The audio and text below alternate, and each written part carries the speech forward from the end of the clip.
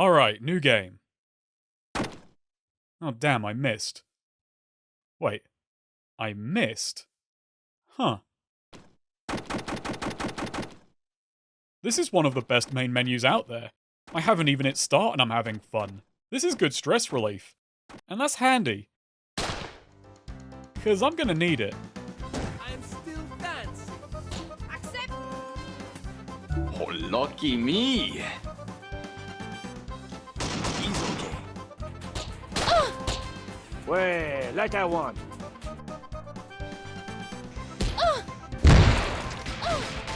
What?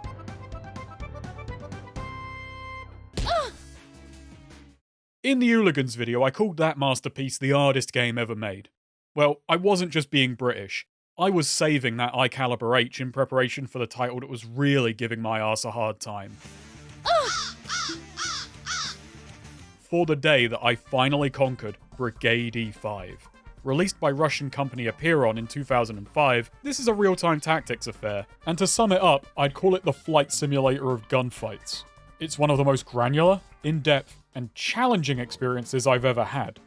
And well, I figured I'd get it done not too long after conquering Europe, but Palinero was a tougher nut to crack. My first attempt at besting Brigade began on February 9th, 2022. Look at all these planned projects still not done. Well, today, we bumped one of these off.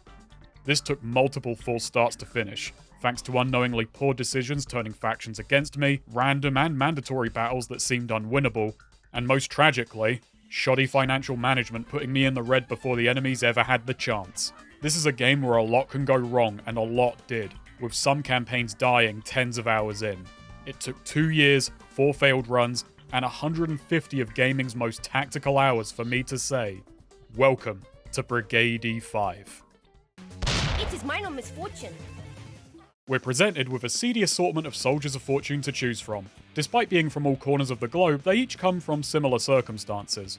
Pulled into the military, qualified for special forces, and then at some point deciding to go into business for themselves, rich with an entrepreneurial spirit of death.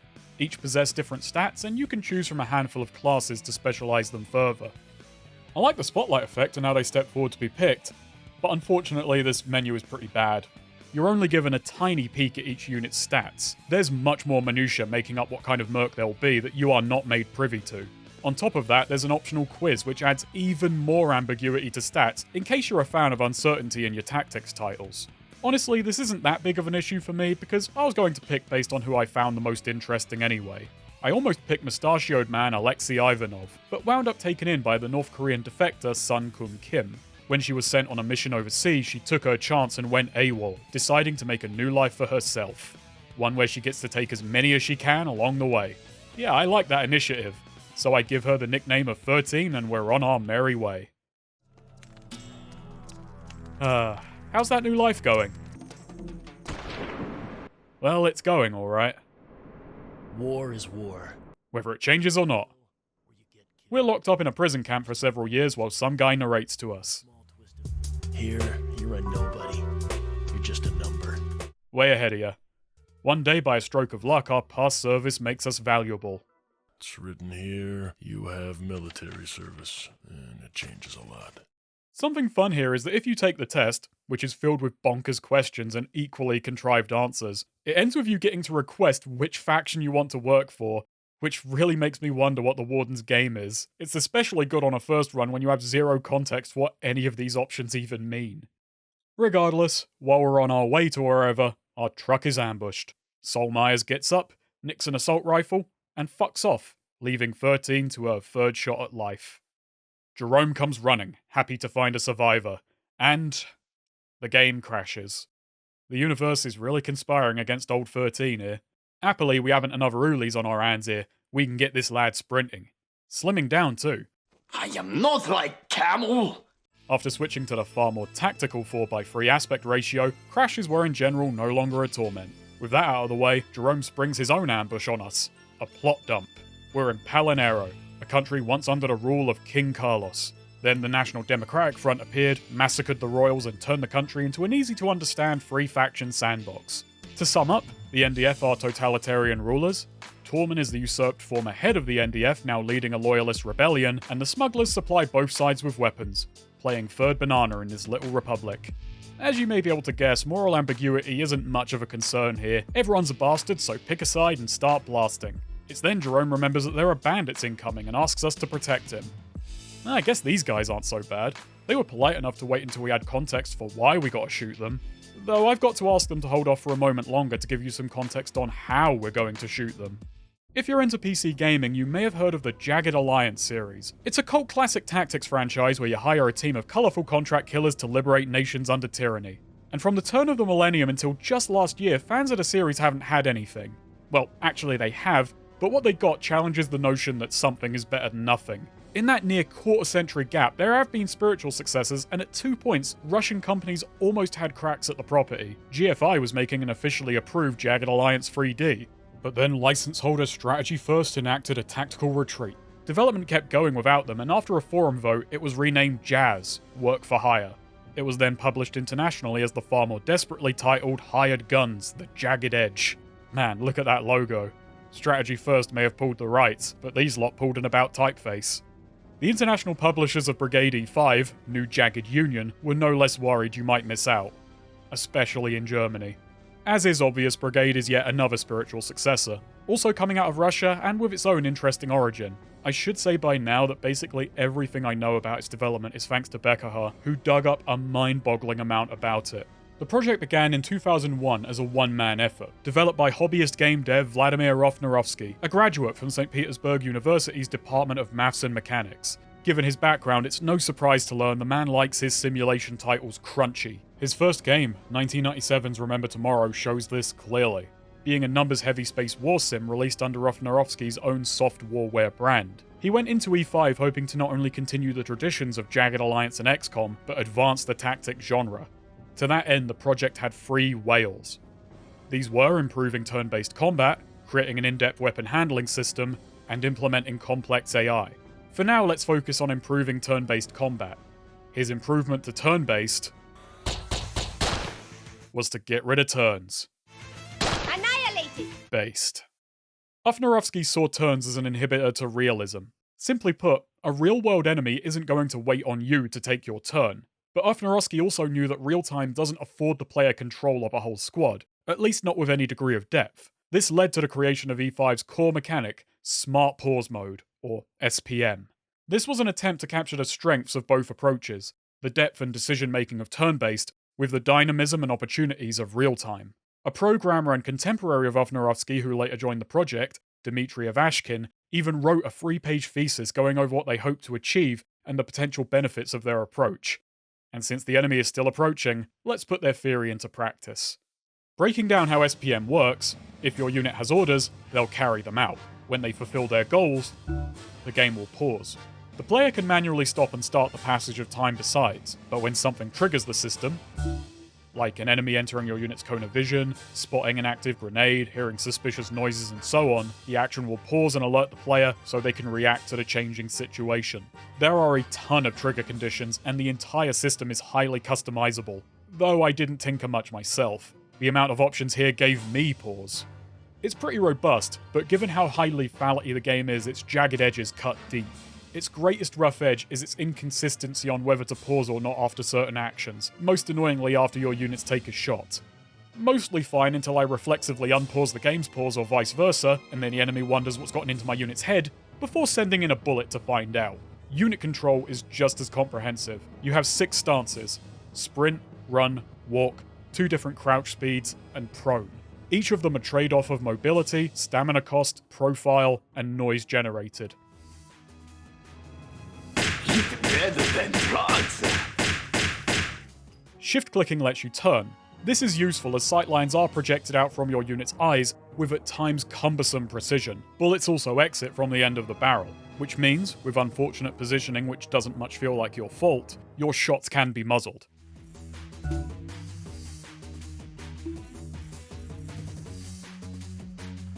Opponents! Damn, rock blocked. Why didn't you turn your head before you lost it, 13?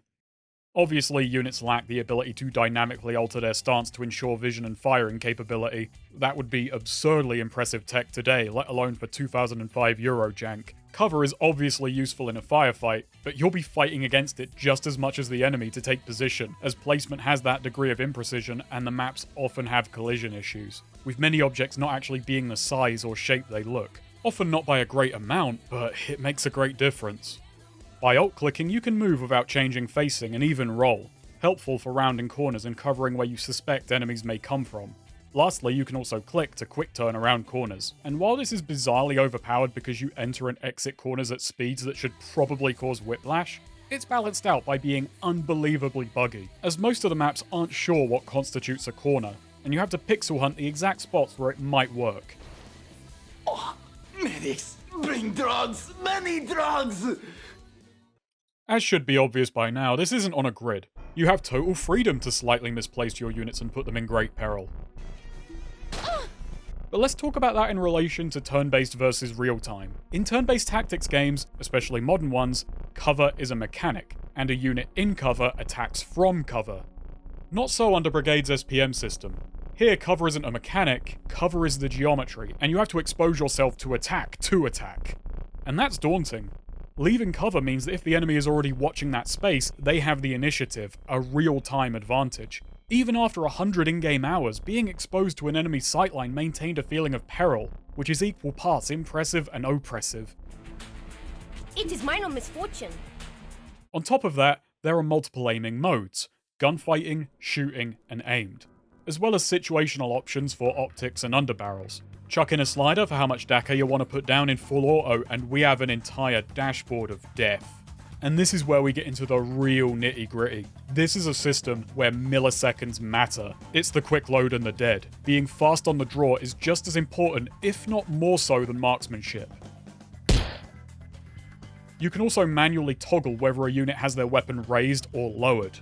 Having a raised weapon significantly cuts down on time to fire, but it also stops a unit from recovering stamina. Running out can temporarily immobilize them, which is less than ideal because, especially during a gunfight, it's an easy way to become permanently immobile, which is even more less than ideal. Stances aren't just trading time for accuracy. Gunfighting is fast and dirty, but it doesn't just have limited range, it's genuinely better with specific weapons at specific distances and in specific locations, as the gun is held lower and more off-center.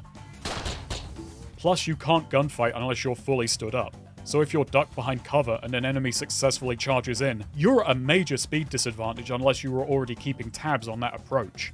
Meanwhile, aim shooting has the benefit of being able to target specific limbs, so you can go for headshots, blow out legs, and blast weapons from enemy hands. But up close, speed becomes a priority, and it may be better to aim less. Simply put, stances and aiming modes all have a situational quality, but that real-time dynamism allows luck, daring, or a clever play to win the day anyway. It's a system that's not for everybody. It's very mentally taxing, as it asks you to account for a ton of stuff all the time. Learning to play is a project in itself, as it takes a good while to get used to all of the controls and menus, and even once you're familiarized, it still makes interactions which take in-game seconds last real-world minutes. And all in all, it makes playing like a human being feel more like a human Boeing. Rather than individual turns, this is a game where you focus on every individual bullet spent. It's quite in-depth. And on top of all of this, it is extremely difficult, with death rarely more than a second away. Chip in a cheeky little blood loss system with bleeding out and unconsciousness, as well as bad hits being capable of putting a unit into shock, temporarily rendering them unresponsive. And then you got wounds. Concussions blinding a unit temporarily, busted arms arming accuracy, a leg wound rendering you only able to crawl. There are many methods and means of maiming. One shot can end you. But that doesn't mean it's instant.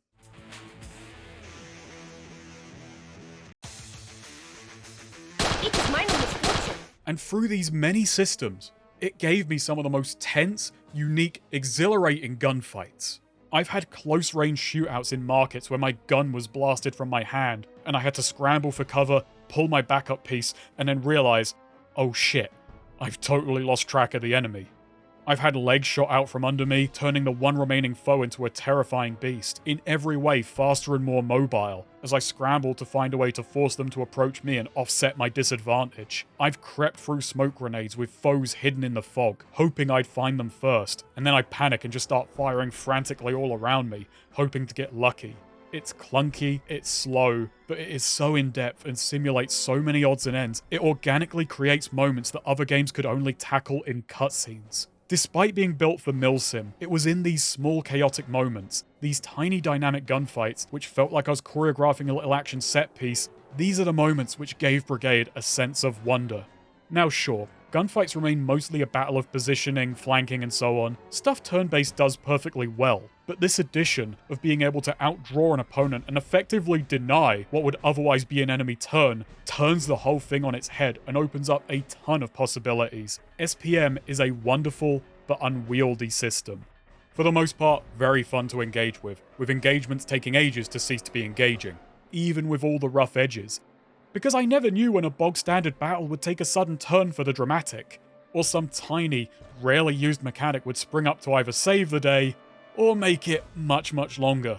Because yes, there are systems and problems I haven't gotten into yet, because they're not really relevant at this point of the journey. This map breaks us in with a medium intensity, and it's a really solid first encounter which teaches the player through a series of mini-scenarios and clever design. Our truck is blown up and attackers are approaching from multiple angles, so we gotta grab a gun and get ready to meet them.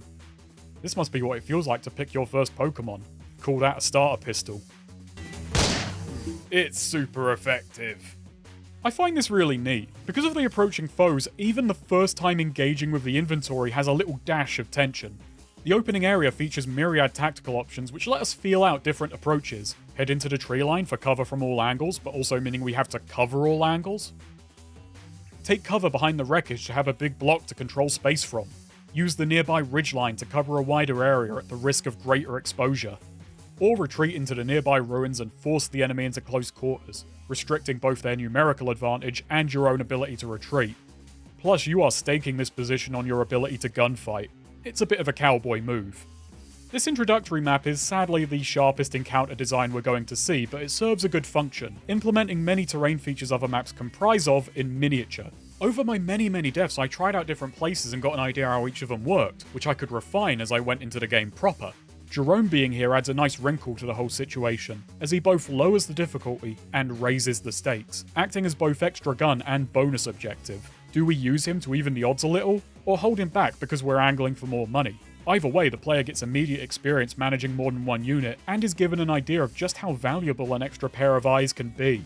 And trust me, while learning the ropes, keeping both 13 and Jerome alive is tricky. This first battle took me 2 hours the first time around. Risking Jerome for any advantage I could get felt worth whatever he was going to pay me on the other end of this. There's then a second optional gunfight to clear Jerome's house, which lets us have a chance to set up our own ambush and practice clearing an interior. Lastly, the map will have one of the cheaper mercs camping out nearby, so we don't have to head into the wider world alone. Welcome to the team. We plane hop to Porto-Torro. Let's have a look. Yep, the moon hasn't escaped. Jerome gives us our pay and advises we go sign on with General Tormens in Santa Rosa. Yeah, I'll think about it. But for now, we got a little city to explore. Each town in Palinero has a selection of these features. A bar, a bank, a church, a gun store, a hospital, and a mayor. Rarely it will have something unique to itself. And there's precious little going on in any of them. The moment I realized every NPC with dialogue is flagged up on the map, I was struck by just how barren Brigade's world is. Still, these towns aren't totally devoid of life. Accept! Though not for lack of trying. The barman says there's been no shooting around here lately, and yeah, that was gunfighting. The dialogue system is as empty as the world. Besides each vendor having relevant options unique to them, you have a set of 4 questions. You can ask for a job, pretty obvious what that does, goes nowhere 90% of the time, very realistic. You can ask if anything's going on around here and be charged $25 to be pointed to the local mission giver, who's marked on the map anyway. Nice little con they've got running here. You can ask for a person's whereabouts, which is entirely redundant as any jobs requiring you to track down a hidden person has bespoke dialogue to find them. And lastly, you can ask if they've heard anything interesting, which usually means they'll mark a nearby town on your world map, hoping you'll go there and stop asking questions. The conversation is in a sorry state in this sorry state. No wonder we walked in on a gunfight. was probably the best banter this place has had in months. Considering how modular and specific the dialogue is, you'd expect NPCs to be bland but useful. They're actually very colourful, in a monotone way. But no, these options never helped. Which is so odd given how straightforwardly mechanical they all are, feeling like tools of a quest system meant to work with them which never really came to pass. Anyway, the facilities in town. Bars are where you 1.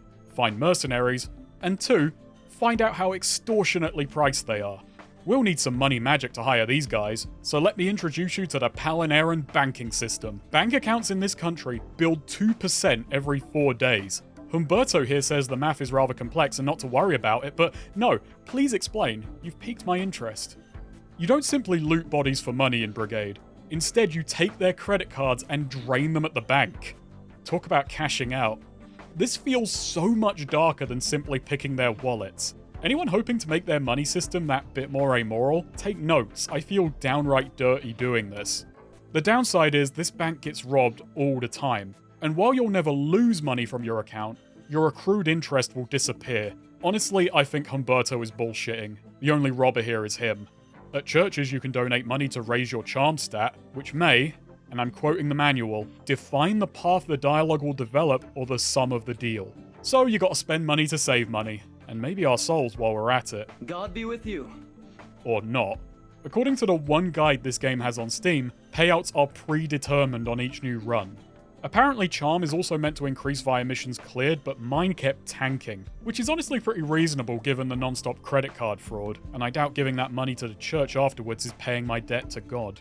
It's so strange given how few structures there are, that there is a whole building dedicated to growing not only one of the least useful stats in the game, but one which may only do half of what it claims. Travelling further from Salvation, I pick up one of my first missions in Porto-Torro. The mayor's son, Rufio, has committed a rather heinous crime and is due to be executed in a few days, so we're told to go get him back. There's no epic breakout or anything, you just pay a pretty measly bribe and walk him across town. And yes, the game is smart enough to stop you from just heading out into the wilderness and turning him into a mercenary who'll work for free. This may be the easiest escort mission in gaming.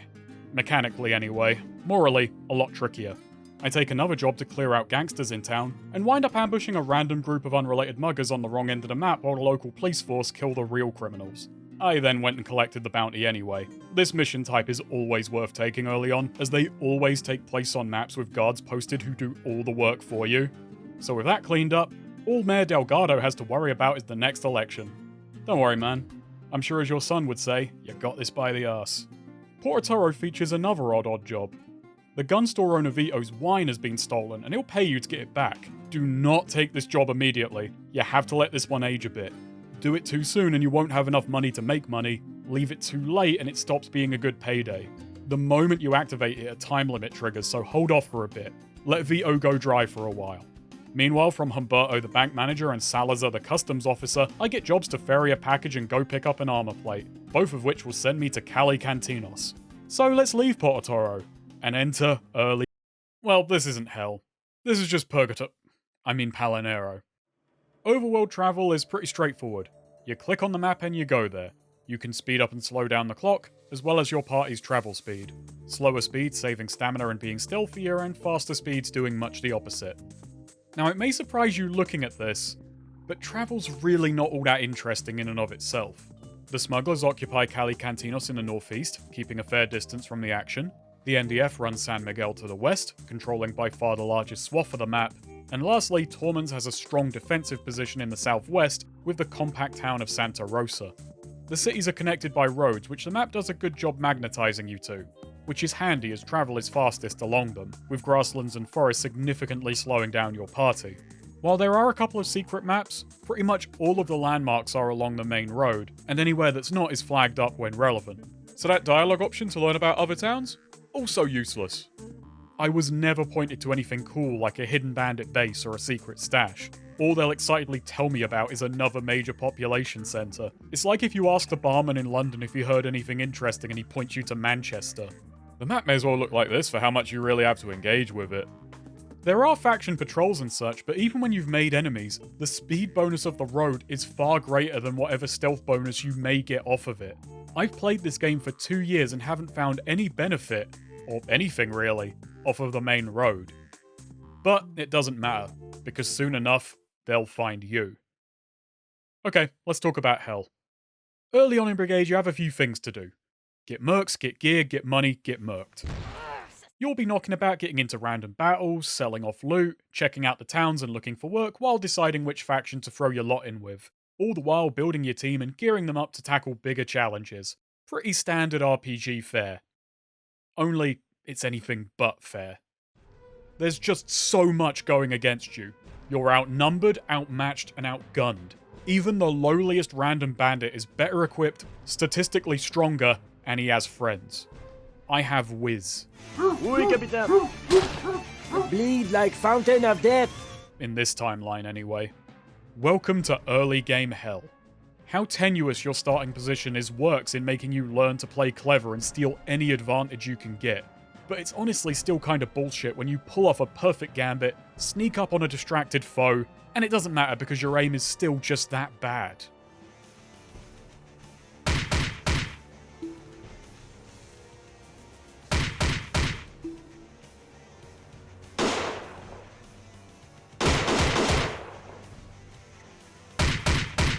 Still they move. I'm an underleveled, underfunded, underhanded underdog and 6 feet underground. Don't anger me. Last video, I sort of naively said I'd be impressed with any game that can make just 12 enemies a game-long affair. And while this isn't quite that, random battles feature small groups of maybe 5 or 6 foes, and they can take half an hour or longer. It quickly becomes clear that main menu isn't stress relief. It's mocking me as the word load disappears beneath bullet holes. I wish my units had access to it at least, perhaps then they'd be able to fix their atrocious aim. Stat growth works by doing. If you want to build strength, lug heavy equipment. Better aim, miss shots with the relevant stance. Build health, get shot. It's like poison. You take increasingly larger doses to build an immunity. Stat growth is also governed by a static intellect stat. The higher your intellect, the better your odds of stat will grow when doing the relevant action. 13 is a midwit. Granted, even if she weren't, stat growth would remain slow. You can only boost any given stat once per day, meaning change is incredibly gradual. And you're outgunned. So obviously you want to get your hands on enemy equipment as soon as possible, but weapon degradation is a mechanic and dropped gear tends to come worn, leading to many jams, putting you in many jams. Want to get your own guns? They're pretty pricey this early on. It is slightly cheaper to get repairs for a stolen gun, but that takes several days. In this early game Hell, your range is limited by both lackluster stats and the fact you'll be rocking pistols and maybe a MAC-10 or an Uzi if you're lucky. So you have to figure out a way to get the enemy to come to you. The random battle maps are by and large much too large, comprised mostly of open fields with sparse cover and occasional elevation. The selection is limited to begin with, and worse still, many of these maps tend to have outright best spots to fight from, which only worsens how quickly repetition sets in. To try and combat this repetition, the spawn points are randomized, which does very little to help to begin with, and introduces a new problem. When you're spawned smack bang in an enemy's sightlines, leading to cycles of nearly escapable death. Still, eventually you win. Accept. You know, it's funny, given the amoral theme, crushing difficulty, and surgical precision of the gameplay, I quickly grew desensitized to walking around executing wounded foes. It's only looking back I realise, this is all a little morbid. Then it's time to unwind and loot. And I like how we have to clean up the bodies afterwards if we really want to get everything. Keeping Palinero pristine. Still, we got a lot of stuff and not enough pockets to carry all of it. I'm gonna need a bag. Or preferably a mule. Oh, there you are.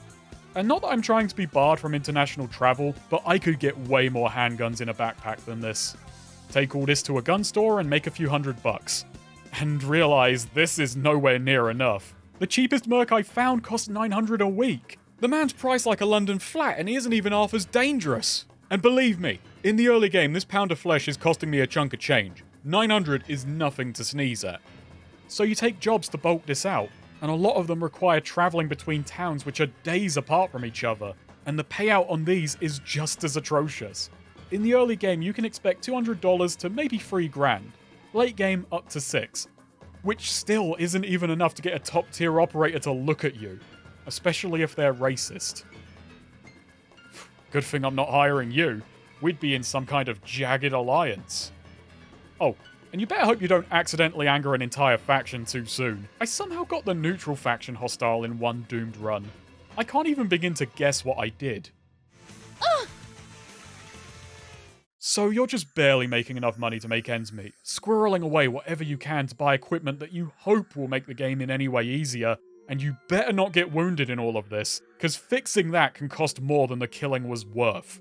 Or you're out of commission for a few days while you wait to heal up. Medkits just stem bleeding.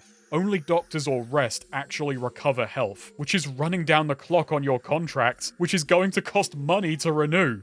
Brigade asks, blood or money? Which would you sooner bleed? 13 once collapsed for an entire day out of sheer exhaustion. Oh yeah, there aren't really hotels or places to sleep in Brigade. Much like my YouTube career, I just tended to collapse in the middle of the road. One feature Brigade doesn't share with Jagged Alliance is those games have means of generating passive income. This gives the player an objective to push for, and then once they have it, some breathing room to hang back or recover from mistakes. Brigade has nothing like that. Here, if you're not earning, money's burning. While the combat simulation can be pretty nail-biting, the most terror this title is going to inspire will be in those who've had to live paycheck to paycheck. While this is hard, if this is all it was, then success would only be a matter of time. But time is the hidden enemy. Brigade has a mechanic called CGL, current game level. As it rises, new gear gets into shops and enemy hands, and those enemies get tougher and more numerous. CGL is always growing. The moment the game begins, you are on a treadmill, gradually growing faster. At least, I believe that's the case. A loading screen hint claims that completing main missions advances CGL faster, and it advises consolidating your position and not rushing ahead. And look, take your time can be good advice, but not when time is taking more from you. It turns out this setup period is also a race against the difficulty to gain a lead, and that rascal has a running start. 3 of my 5 runs died in this early game hell, because besides other reasons, falling behind the curve made continuing not feel worth it, it would just keep outpacing me. Better to start over and try another approach with what I'd learned.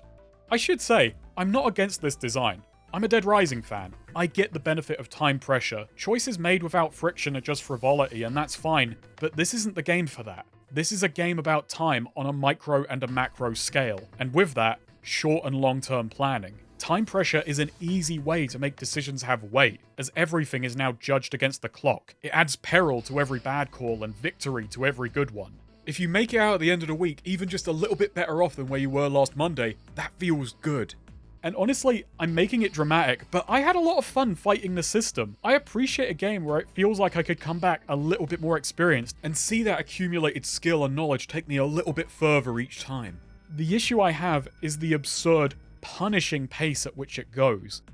Now, despite this, in my opinion, Brigade isn't cruel out of malice or cruelty. It wants the player to put up a good fight. And well, with how I'm doing... It is minor misfortune. Sustained vital injury. 13 is going through new shots at life on full auto. This all led to me breaking a sort of unofficial rule on this channel. I try to cover games unmodded. I'd never call myself a purist, my stance on emulation should be indicative of that, but by now I'm desperate. So despite having proven myself as demonstrably neither, I installed Immortal Badass. It's a game expansion, rebalance, quality, and hopefully extension of life mod. It ups the cost of mercenaries, makes the enemies tougher, and increases the rate of random encounters. Now I know what you're thinking. Snake, what were you thinking? Well, this was 2 years ago, so I don't remember, but I'm guessing I figured that since it puts better guns into the weapon pool earlier, I'd make more money, which would make hiring mercs easier to keep up with, and this would offset that I just made a game I was finding too hard harder. This wound up working, but what really saved my ass was the even more impactful way Immortal Badass changes CGL, by essentially giving the player a degree of control over it so the game doesn't run off ahead of you. While the game overall is harder, this eases the early game hell period. And mod aside, there were other cool things which kept me going. While the cash payout for quests is pretty miserable, there are some neat rewards along the way. Doing the delivery for the customs officer adds a mercenary tracker to the map, handy for finding hired help. And while I'm talking about this, please visit the customs officer. He says he's lonely. What a tragic existence. To know where everyone is, and that it isn't here, with you. Anyway, then I teleport all of his stuff into my pockets, including his morphine. Grabbing that armor plate for Humberto actually ups your interest rate. I'd have probably preferred if it stopped or severely cut down on robberies, but as we know, there are no robberies. He had us grab that armor for when we start asking questions. And hey, if you don't have the money to open a bank account, merely do the quest to rescue Santa Rosa's banker. This one took a good while, but by rescuing him, you open up his bank and he'll give you an account with a few grand good to go. But now you are kinda stuck not pissing this faction off if you want to keep it. Juan Lango is a mechanic at the NDF-controlled airport who's sick that all he gets to do is pull planes apart. He became a mechanic to fix aircraft. Well, lucky for you, old Jim, I happen to know someone who loves working aircraft. The smugglers. So, by smuggling him cross-country, he takes up work at their airfield. I don't think I've really made anything better by doing this, but this unlocks the ability to upgrade guns via technical manuals, which will help me keep making things worse.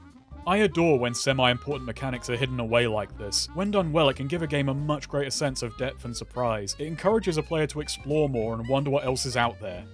And in the early game hell, where progress feels like an uphill battle amidst a rampaging rockslide, getting an extra tool, even if it isn't necessarily make or break to your success, boosts confidence. And sometimes the journey is rewarding in and of itself, as one town in particular played host to a couple of odd adventures.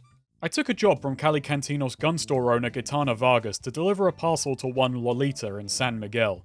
And hey, good excuse to check out that town and suck it dry of any paying quests while I pass through. 2 birds with 1 package.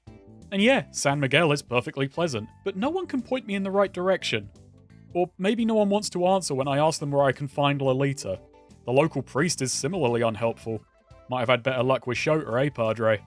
But then, in a big twist, while he can't furnish me with her whereabouts, he wants her hereabouts. Eventually I check out the local bordello, and as it happens, Lolita is their top girl. Oh boy, this has been an escort mission all along. I figure the quickest way to meet with Lolita's a quickie, but oh no, they don't work with women here and her door is locked tight. Lock tight! I try a few solutions. Climbing up on her balcony doesn't help.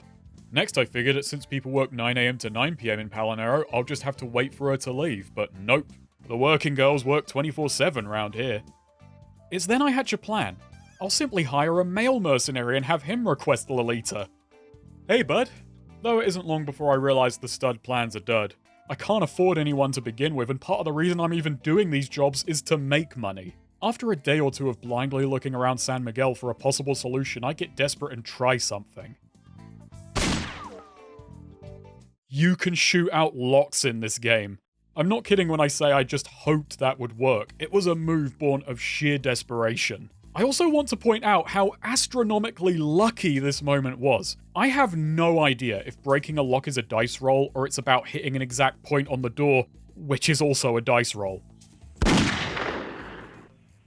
I'll just say I think it's the latter, and that it seems to require pinpoint accuracy which this game doesn't really grant you. It's not something that's easy to do on purpose without shotguns or explosives.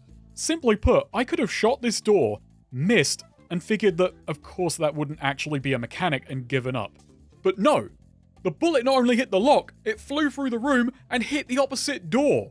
This shot is insanely unlikely, and lucky as still I didn't hit or aggro Lolita. So I make the delivery, get some money, and immediately hand half of it back to cover the priest's session with her. 1 bird with 2 packages. My reward for all this? Pedro gives me the key to some guy's house. He went off to war and never returned, so now the priest wants to entrust his possessions to a kind soul. Yeah, I'll do. In the house is an M16. I'm starting to see why this guy never made it back. Johnny forgot his gun. With how CGL works, 5.56 ammo won't be in circulation for a while, so it's an odd reward. And this results in one of the most enjoyably daft side missions I've had in quite a while. What was meant to be a very simple task complicated by the cavalcade of game systems at play. While we're in San Miguel, I do have the story of a bank robbery that actually happened. And I'd know because I did it. I didn't intend to. Brigade has a nasty habit of taking me asking, "Hey, you got a job for me?" as agreeing to whatever they say next. Granted, that kind of brazen bullshit makes sense for smuggler contact Rico Reyes, who gives me 14 days and a claymore. Are you hoping the bank's gonna walk into it, you numpty? So I case the joint and make a plan, helped by the bank president himself giving me a clue on how to rob the place. Hardly overdrawn at the brain bank, eh, Urbano? By now I have a couple of lads in my employ, and while they miss the bordello, they're along for the bank job. It turns out our mine is manually triggered, so after the painful struggle of getting it to face in the right direction, seriously, this is the worst placing mines in a game has ever been, the robbery can commence. I position my squad to take out 2 troublesome guards, hoping I can use these rooms as a defensive position to fight out of. Then I throw down a save. Guns are drawn. Ah, shit. Guns are drawn. The explosive doesn't work, so I have my boys cover 13, who retires the president and nabs the keys, save, grab the goods, and from there focus on fighting my way out. At this point in the adventure, I am still massively outgunned and statistically weaker than my many enemies. By using the bank interior, I'm able to set up a nice little kill zone.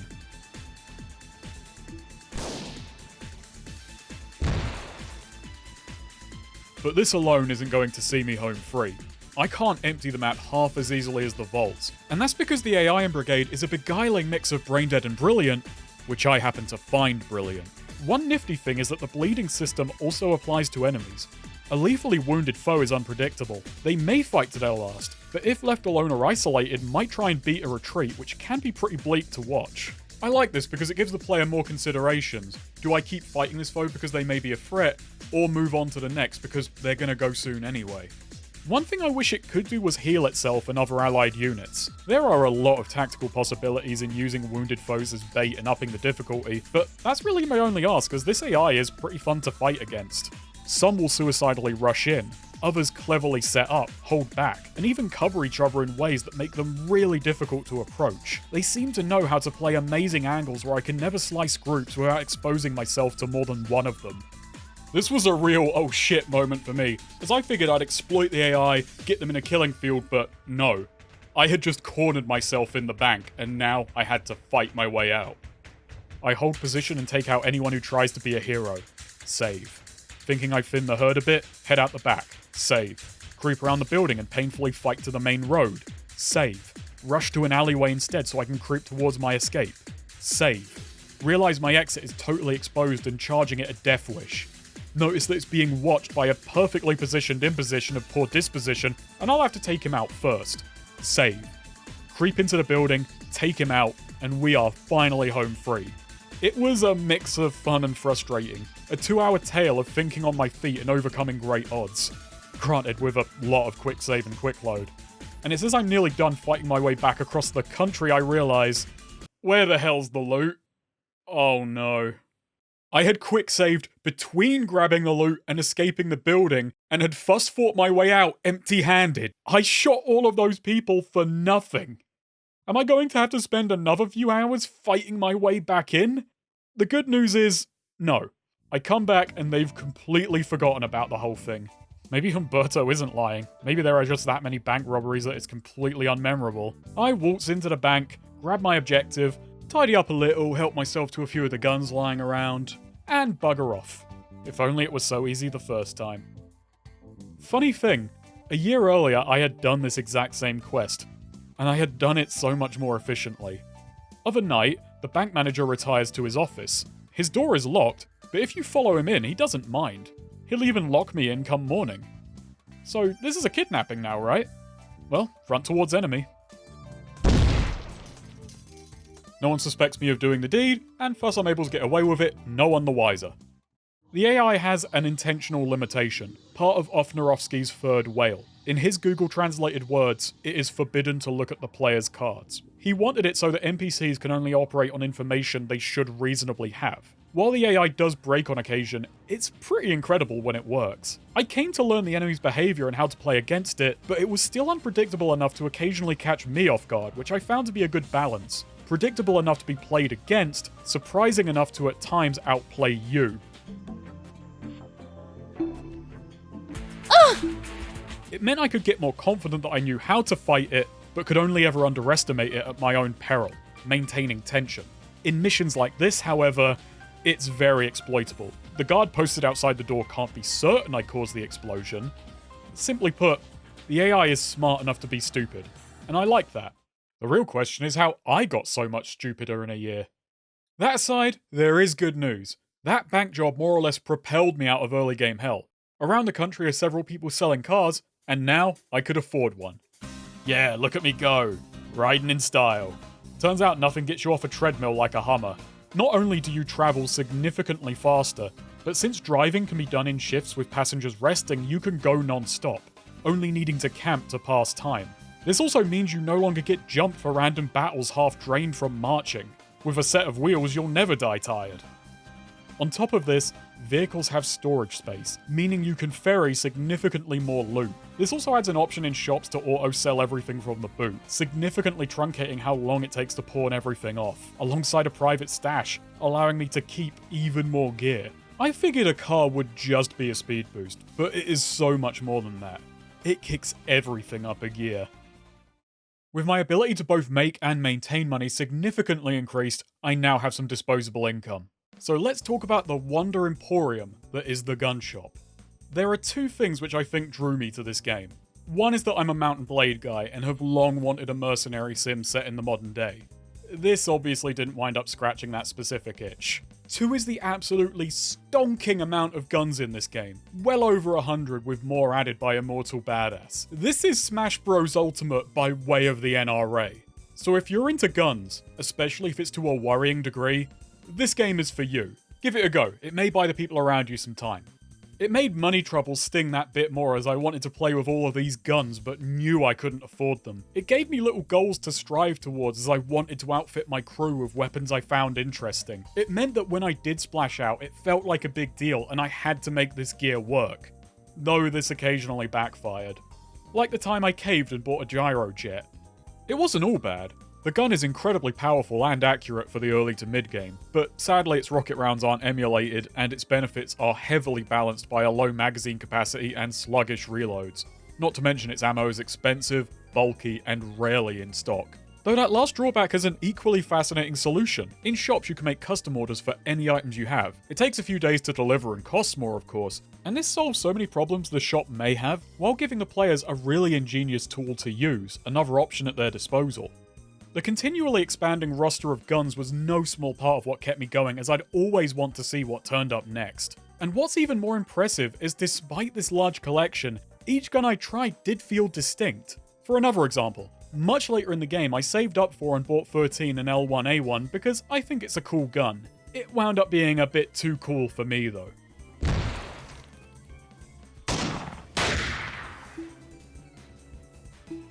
The thing's a bulky medium-range powerhouse, but it's inflexible and demanding. Great in small skirmishes, but terrible against groups. Excelling in its niche and struggling outside of it. If I was able to work to the weapon's strengths, it probably could have served me until endgame, but I needed something a bit more generalist. So, like the British military, I had to part ways with it. Unlike the British military, I didn't botch that replacement and went for an M16 variant, trading power for a more versatile, easy-to-use rifle.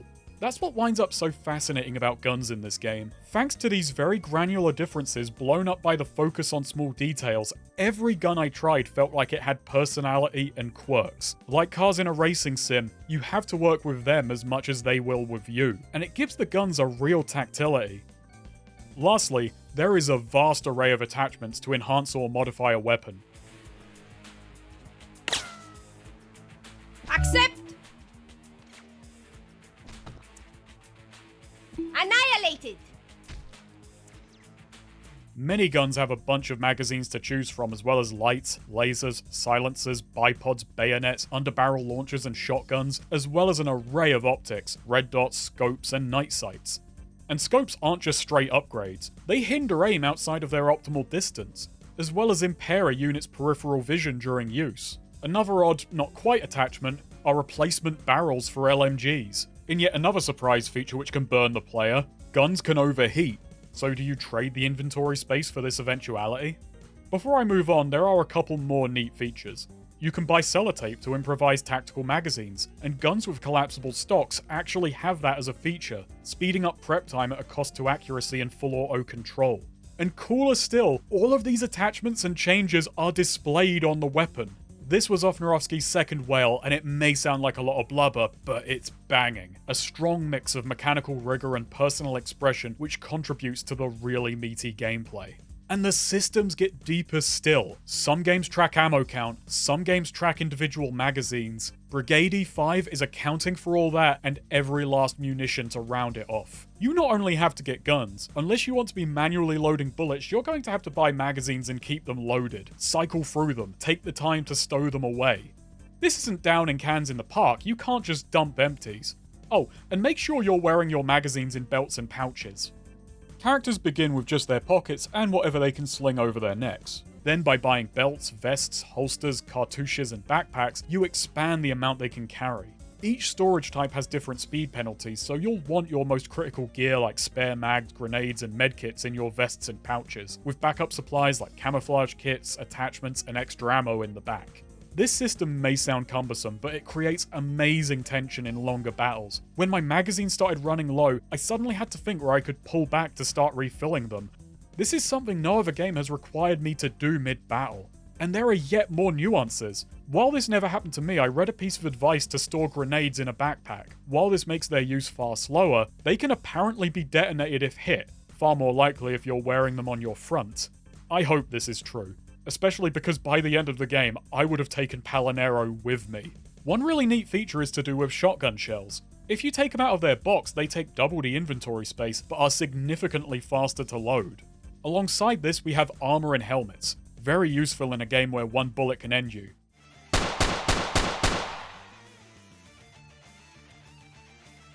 What's action? So let's knock that on the head. Okay, for reasons absolutely beyond me, women can't wear helmets. Guess we can't go messing up this beautiful head of hair, especially with how many enemies I've got gunning to do it for me. Man, this game is unfair. Men get 2 helmets and women get none. And armor naturally is heavy. Units have weight limits defined by their strength stat, which gets better by lugging all this stuff around anyway. Being encumbered causes you to slow down and even makes the simple act of walking drain stamina. It can be worth making one of your units the resupply guy so everyone else can remain nimble, and there are even specialized backpacks for certain gear types. There are even free drugs in the game. Morphine and Benzedrine, with addiction mechanics to boot, but fuck that. You know what the most powerful drug in the game is? Water. H2, oh shit, I'm fucking sprinting. Canteens instantly refill your stamina bar, and unlike every other item in the game, have 0 use time. No addiction or overdose either. I mean, drowning isn't a mechanic at least. I hope this hasn't just sounded like me listing off mechanics, but this game, like half of Ufnarovsky's degree, is mechanics. It's the sheer amount of them, and the fact they all add up into this beautiful simulationist playground. A million little conundrums. Space versus efficiency, safety versus speed, power versus convenience, specialization versus generalization. This game is made up of all the considerations which others smooth over, blown up and made meaningful. The stuff that's likely omitted because to most, dealing with it sounds inherently unfun. Here that stuff is a big part of the fun, and it's surprisingly intriguing to get into, with each and every engagement feeling like the culmination of all my choices made before I got there. If you're an optimizer, Brigade may be an inventory puzzle dream for you. It's about getting the most out of your equipment and staying ready for any situation. Me, I'm more of a bodger. I'm absent-minded and kinda lazy. I get bored of doing inventory and figure I'll roll with what I've got and fix things when they become a problem. But I still had a lot of fun because of the action simulation, not to mention getting caught off guard and overcoming a situation regardless is all the more thrilling to me.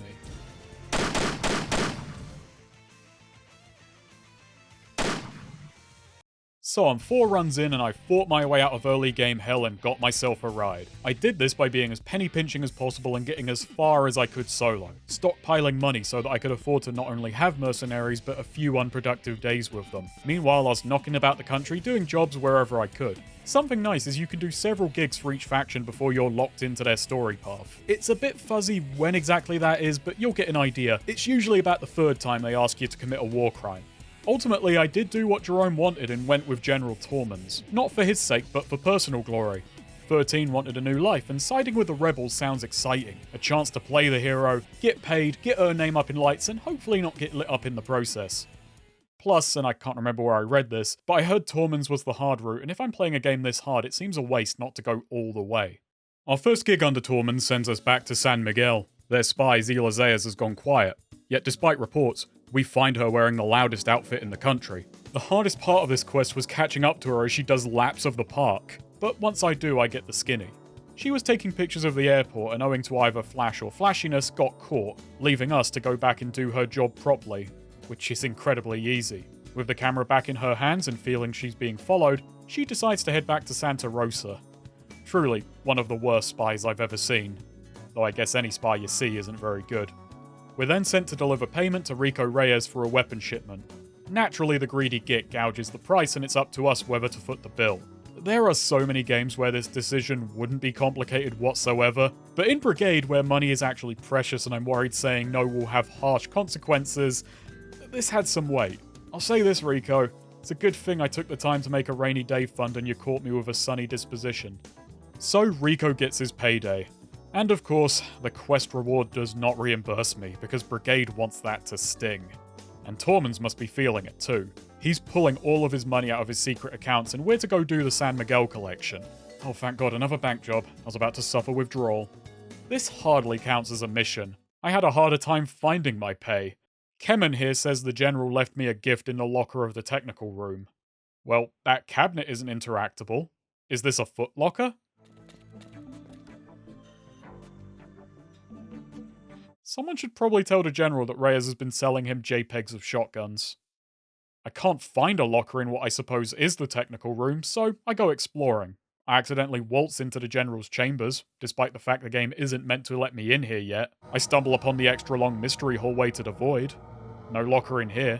I did find a gold bullion on a table, and I suppose that was it? Are you having a laugh? Japery aside, this questline has been a bit too peaceful. Come on, I've been able to afford a nice bit of World War II gear, so Tormens better raise the bar. Better yet, how about raising a satellite? We're given 10 explosives. Yep, these are mine. Told the NDF station at Los Panteras is expecting an engineering team to fix their communications, so we're to get there first to imitate, infiltrate, and detonate. And if we make any noise, the mission is failed. Well, I hope the explosives are allowed to make a peep. A beep at the very least. And this is where we run into problems. Since Kemmons knows how janky planting bombs is, the mission ignores it in favour of a text prompt. It's great when a mechanic is so unintuitive the actual missions bypass it, especially in a title this clunky to begin with. The problem is, I have no idea how to plant these either. It turns out I have to enter the map holding the bomb. Not because it's part of the disguise, but because it's part of the scripting. It breaks if I don't.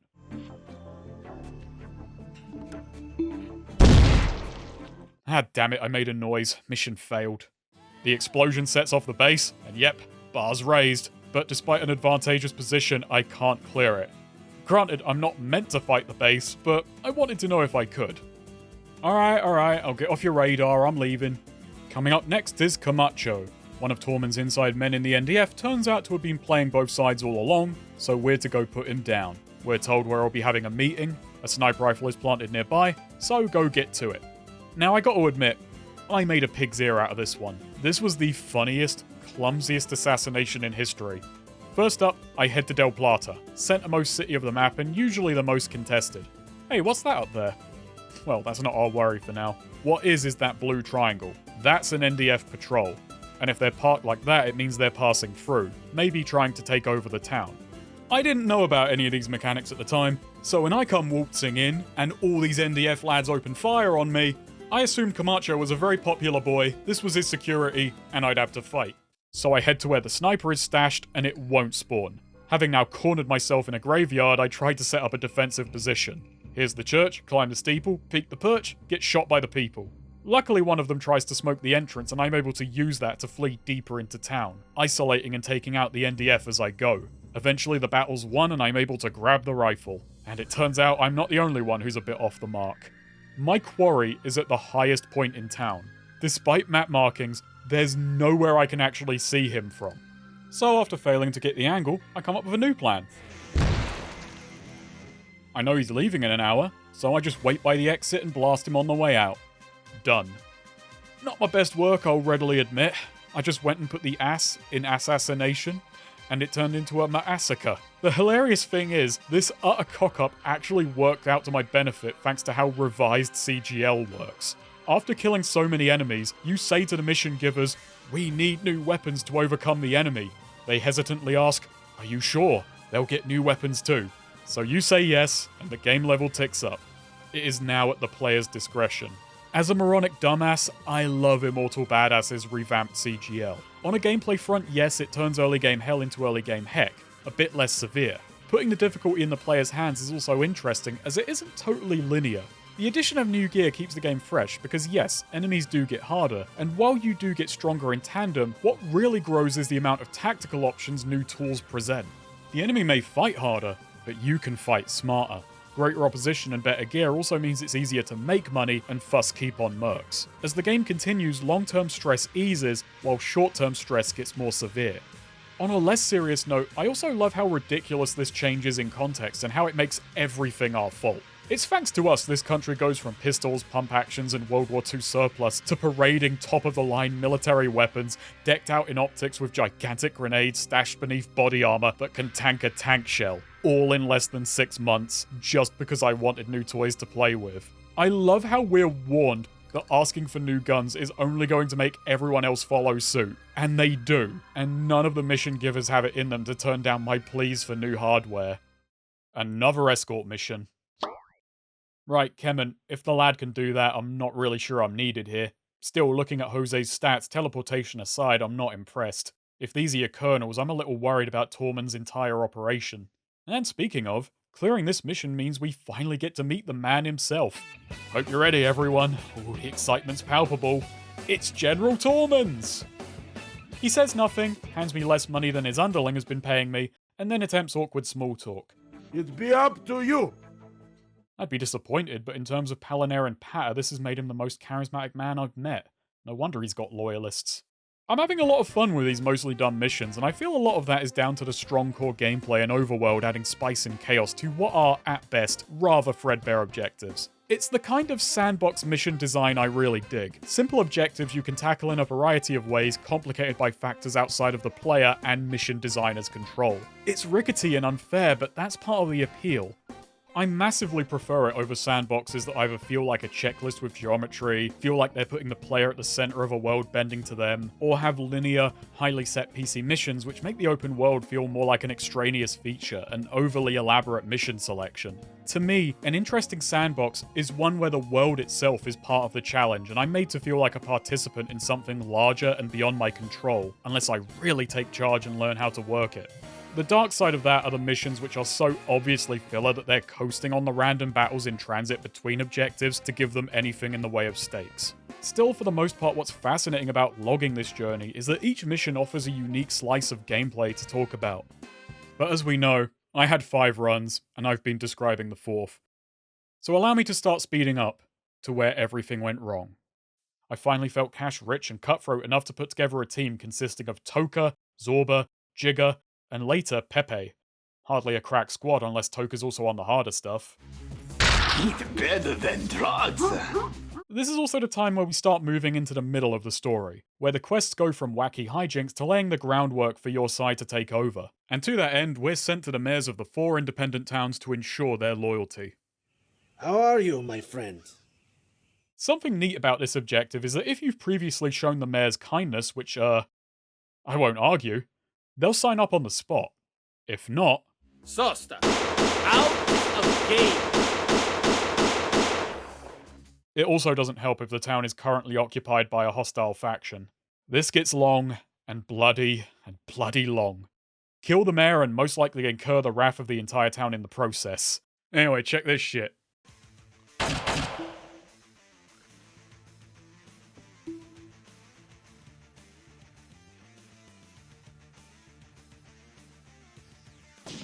It is minor misfortune. Thinking about it, I probably didn't need to then kill everyone else, but in for a penny, in for a few £1,000 at the gun shop. I did not get off freely for this fracas, as CGL may be less tied down by Immortal Badass than I suspected. After leveling 3 of the 4 towns to ensure their loyalties, random battles went from maybe 5 to 10 foes to... Opponents! Opponents! Opponents! I look for you. Opponents! a few more. Now, while this is a difficulty spike, I was at least within this range of power. I had good enough gear and sufficient understanding of how to use the environment to my advantage, and the Quickload key, so I am able to beat this. But I am now thoroughly beat. Skirmishes before now could run up to half an hour. Now, they are 2 hours or more. Each and every encounter can now comfortably hit feature film length with greater accuracy than my fucking units. and retreating became more and more enticing. Still, I did it. The mayors who made it out alive agreed to cozy up to Tormens, and then their towns were immediately retaken by the NDF and smugglers, rendering the whole mission moot. It also seems a bit cocky to try and coerce a town under the thumb of the guy supplying your side with guns, especially when you were trying to rope them into your plans earlier. Not really a shrewd strategist, are we, Tormens? The answer to that question comes from Fico Fast. They're sending the 5 of us to a heavily guarded military base north of Del Plata. Our job is to kill everyone stationed there. This is where the game planted its feet and became immovable. Every entry point is exposed. There are 8 guard towers, all manned by at least 2 sharpshooters, all impossible to tackle without exposing yourself to multiple, well-in-placed enemies. In the center is a massive pylon, hoisting many marksmen across multiple stories, all looking to put an end to mine. And all of this is overlooking the horde of foes on the ground. Difficulty-wise, this is a leap so grand Olympic long jumpers would look on in envy. I found no good way to approach this and only ones that made the situation worse. The towers were too tall for grenade volleys. Slow and steady was a painful grind that wore me down before I'd even made a dent in the enemy forces. Hugging the wall meant getting torn apart by grenades. Trying to rush just traded that for bullets. Approaching at night just meant my troops wouldn't be allowed to spot the enemy, as sighting becomes a dice roll based on your unit's vision stat. Often the last thing they'd see would be the muzzle flash that ends them. One last fatal register. Sustained vital injury. I even tried stupid shit. One thing I'd learned in my adventures is that if an enemy squad attacks you near a sector, it will warp you to the center of the nearby map for the following battle. Using this, I could stupidly teleport through the walls, and figured maybe it'd be easier to fight this place from the inside out. It very much was not. Brigade is a game of positions, and this one felt unassailable. My playthrough died here slowly and painfully. Over the course of a couple months, I'd pop Brigade on increasingly less often just to take another crack at the map, maybe leave to rearm, get new gear, and try a new approach. But I was stopped dead in my tracks each and every time. I thought I'd escaped early game hell, but General Tormens had me set for eternal torment. And with other projects looming on the horizon, I put Brigade on the back burner for what turned out to be an entire year. When I came back, I decided I'd tackle what I heard was the easy route.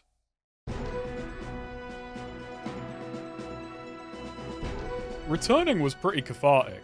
After 4 failed runs and 1 shameful performance on stream, I was smashing through the early game. The tutorial, which initially took me 2 hours of fumbling, was cleared in one smooth go, with 13 and Jerome running circles around the bandits. Even with terrible starting stats and gear, it's fascinating to see what 2 years of learning how to play to Brigade's positioning and AI can do. When to retreat to reel them in, and when to bait the hook for a flank. This game is clunky and unintuitive, but it does have a rhythm you can pick up on over time. Jerome once again advises us to go help Tormens, and trust me pal, he needs more help than we can give him. Sorry man, but you're not gonna like what I'm about to do next. As this time, we're going the evil and easy route. Smuggler. We meet at last. Our first gig requires tracking down Thomas. He took money for a weapon shipment and ran. Finding him at Palinero Airport, he claims he simply stashed the money in the San Miguel bank and even gives us a key to go retrieve it. Sure thing. Wait here. Area controlled. Yeah, obviously he was telling tall tales. So, briefcase in hand, we're now part of the smuggler operation. So, what comes next? How about raiding a United Nations humanitarian aid convoy? Wow, this arc ramps up way quicker in action and atrocity. We need you. It's nice to feel wanted, especially internationally. It's a fun scenario besides. You turn up to assist Rico forces and essentially get dropped behind the enemy, acting as a pincer. It keeps the difficulty manageable this early on. Even then, one approach failed, with me getting spotted and easily overwhelmed. It was a wake-up call that I needed to be more daring with my money this time around. My last run started off strong thanks to my penny pinching, but pounded me for it later. The road through early game hell was not paved with good intentions, but was cleared in record time thanks to putting a team together early, made up of 13, Toka, Wiz, and Sleazy. They are again some of the cheapest mercs going, but over the 80 hours we spent together, they became my boys. And well, by the time I could have afforded better mercs, they had stats that were comparable and none asked for a pay raise. But they were still my boys. My massively underpaid boys. We're then sent to do some work in San Miguel, Lolita's our handoff for a drug deal. Hey, it's me again. Oh, you're not upset about the lock, are you? Turns out, it's a double cross. Damn it, Lolita. I thought you weren't allowed to fuck us. Oh hell, I left my guys downstairs and we're totally surrounded. But then, 13 moves as fast as lightning.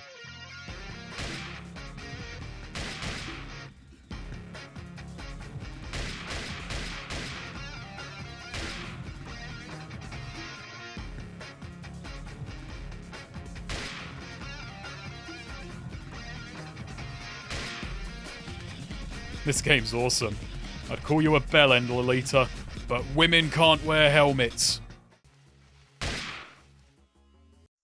Everything be okay? A smuggler drug depot near San Miguel has been raided by the NDF, and one of Rico's guys is valuable enough to rescue. Just looking at the sector map, I knew I was in for an uphill battle. Every entry point is set along a massively exposed climb leading into the base itself. The place is incredibly heavily guarded. The moment things get loud, you'll have guards running in from all angles, and there is very minimal cover. But what if we went in under cover of night? It took much too long, but over time, night became my favorite time of day. When I got NVGs, a light switch flipped, and night itself becomes overpowered. This is because if you're crawling, you are as good as invisible. You more or less have to be licking the enemy's boots for them to realize something's afoot. The moment I realized this is where I finally considered myself to no longer be green at Brigade E5, which is ironic because, well, look at this. Add silencers into the mix, and you can... 10% of the time, you can... Alright, not to get into gender politics, but you have no idea how happy I am to be a bloke right now. If I was 13, I'd be green with envy. What are these helmets made of? It is minor misfortune. Okay, so stealth isn't totally busted. While it may be possible, I wasn't able to get away with any clean assassinations. Targets tend to have guards close by, and the enemy placements means that while you can maybe slim their numbers a little, there are far too many overlapping sightlines to clear a map without triggering resistance. Add to that the incredibly unpredictable wandering guards who run about the gaff, and it keeps the stealthy approach from completely trivializing matters. Regardless, stealth remains something I should have accounted for far sooner, as it means I essentially get to pick my starting position, and this proved invaluable. Especially here on Depot, bypassing the hill and using the warehouse to play this battle out on my terms. This also allows me to flex Lex a little, as besides the stable of mercenaries, a faction loyal troops will tag along if you share their allegiance, but only for a single week. This early on, Lex has incredible stats, more than capable of handling squads of enemies solo. He was more or less a power-up, and I tried to get as much use as I could out of him. Even so, this was tricky, but by starting the fight deeper in the base, we were able to limit the enemy advantage, clear the depot, and save Julio Madrid. Unexpected surprise for me. While I feel a little short-sighted, there is something quite reassuring about all of this. I said that new gear means you can not only fight harder, but smarter. My failing in the 4th run is that I hadn't been doing that. I got stuck in a rut, and the only difference between a rut and a grave is the depth. And boy does this game have depth. By this point, I had been playing off and on nearing 2 years, but I was still blind to many possibilities. And on the topic of blindness, don't get flashbanged while you have NVGs on, as it will permanently damage your unit's eyesight. I was seriously underutilizing grenades in my earlier playthroughs. Now, I do have an excuse. The only grenade you'll see for the first dozen hours has all the power of a party popper and draws a much worse reception. Speaking of, we return to Rico, and he's not happy to see us. Some guy's tearing up and down the country to get 13, and Rico's not going to work with us until it's resolved. Didn't take you for a coward, comrade. Ooh, he sent out 4 guys you sent after him. I called that a light lunch, Rico. Well, time to go put a stop to all this. I bump into an assassin on the way out and find out my tracker is traipsing around nearby Rio Loma. And oh man, look at that crowd. They want my head, but unfortunately for them, my head's in the game. Last run, I would have been in trouble. But now, I know the power of a pineapple, the ferocity of a frag, the greatness of a grenade. Jack yells that we're here, and all I can say, aloha! He's okay. Took him out. Years ago, Boiling Point gave me a much too late in life appreciation for grenades. Brigade was a reminder for just how brilliant a boom could be. Explosions simulate the fragmentation grenades. The shrapnel flies out from the blast, and it does mean some foes will get lacerated and others will get lucky. The weaker grenades particularly suffer with far smaller loads. But that's only the start. Explosives also have a shivers range, and any foe within will be temporarily stunned by the shockwave, some for a good few seconds, making grenades great for keeping up the pressure or beating a retreat. Plus, enemies will run from any grenades they spot, meaning sometimes the best move isn't to aim for the center of a group, but in the direction you want them to run. At the very least, any time they're not shooting at you is room to breathe. One really funny tip I read said you don't have to remove the pin to trick enemies. They'll just run when they spot a thrown grenade. That's awesome. That's amazing AI. Throwing grenades is, like anything in this game, a multi-step process. Put them in hand, right-click, arm, right-click to enter throw mode, hold down shift to set the apex of the arch, break out a protractor. It's basically like Halo. Once I'd come around on them, I found grenades to be both insanely useful and incredibly fun. They open up possibilities, positions, and most importantly, people. Smokes and flashes were no less banging. A good number of missions in the smuggler path are assassinations or rescues, and Brigade handles them well.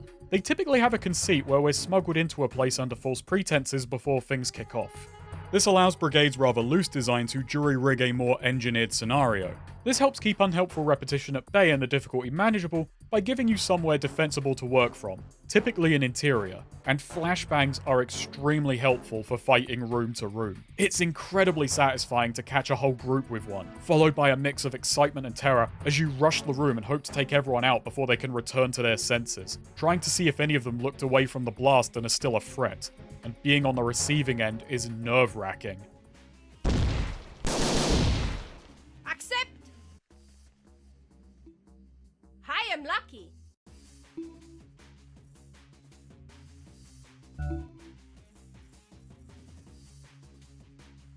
Accept! Opponent!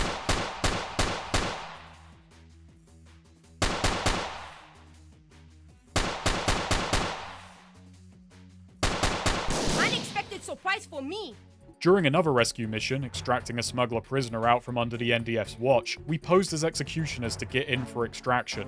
Things got a little haywire and the death sentence became more of a paragraph. After a rather tricky hour clearing the cell block, trying not to expose ourselves to the windows while fighting to take the hallways, I smoked the exit and made a mad dash towards the back gate. Toka took a bad hit in the run, so we had to halt to cover him, giving the enemy more time to block off our retreat and hold us in this alleyway, which isn't a good spot to begin with. After minutes of fighting, I used the last of my smokes to block as many sightlines as I can, and we make it out of Los Panteras. Hey, I can see Depot getting retaken. Smokes are amazing in Brigade. As a game of positioning and sightlines, they give the player a ton of control over the battlefield. They're also unbelievably buggy. After quick loading, it takes several in-game seconds to re-trigger any active smoke grenades and remember where they're meant to be. Meaning if you were concealing yourself in that loving blanket when you saved, you're going to be exposed for several precious seconds. Which may mean another quick load is on the cards. There's a reason this game keeps free quick saves in hand. And sometimes, a smoke just won't work. No idea if it's an intentional feature like them being a dud, or a glitch with the smoke getting trapped beneath the geometry or not spawning properly. Though sometimes this bugs out to your benefit, as on rare occasions, a smoke grenade will totally befuddle the bots. More than once, a smoke grenade resulted in every enemy on the map who doesn't have a static position rushing in like moths to a flame.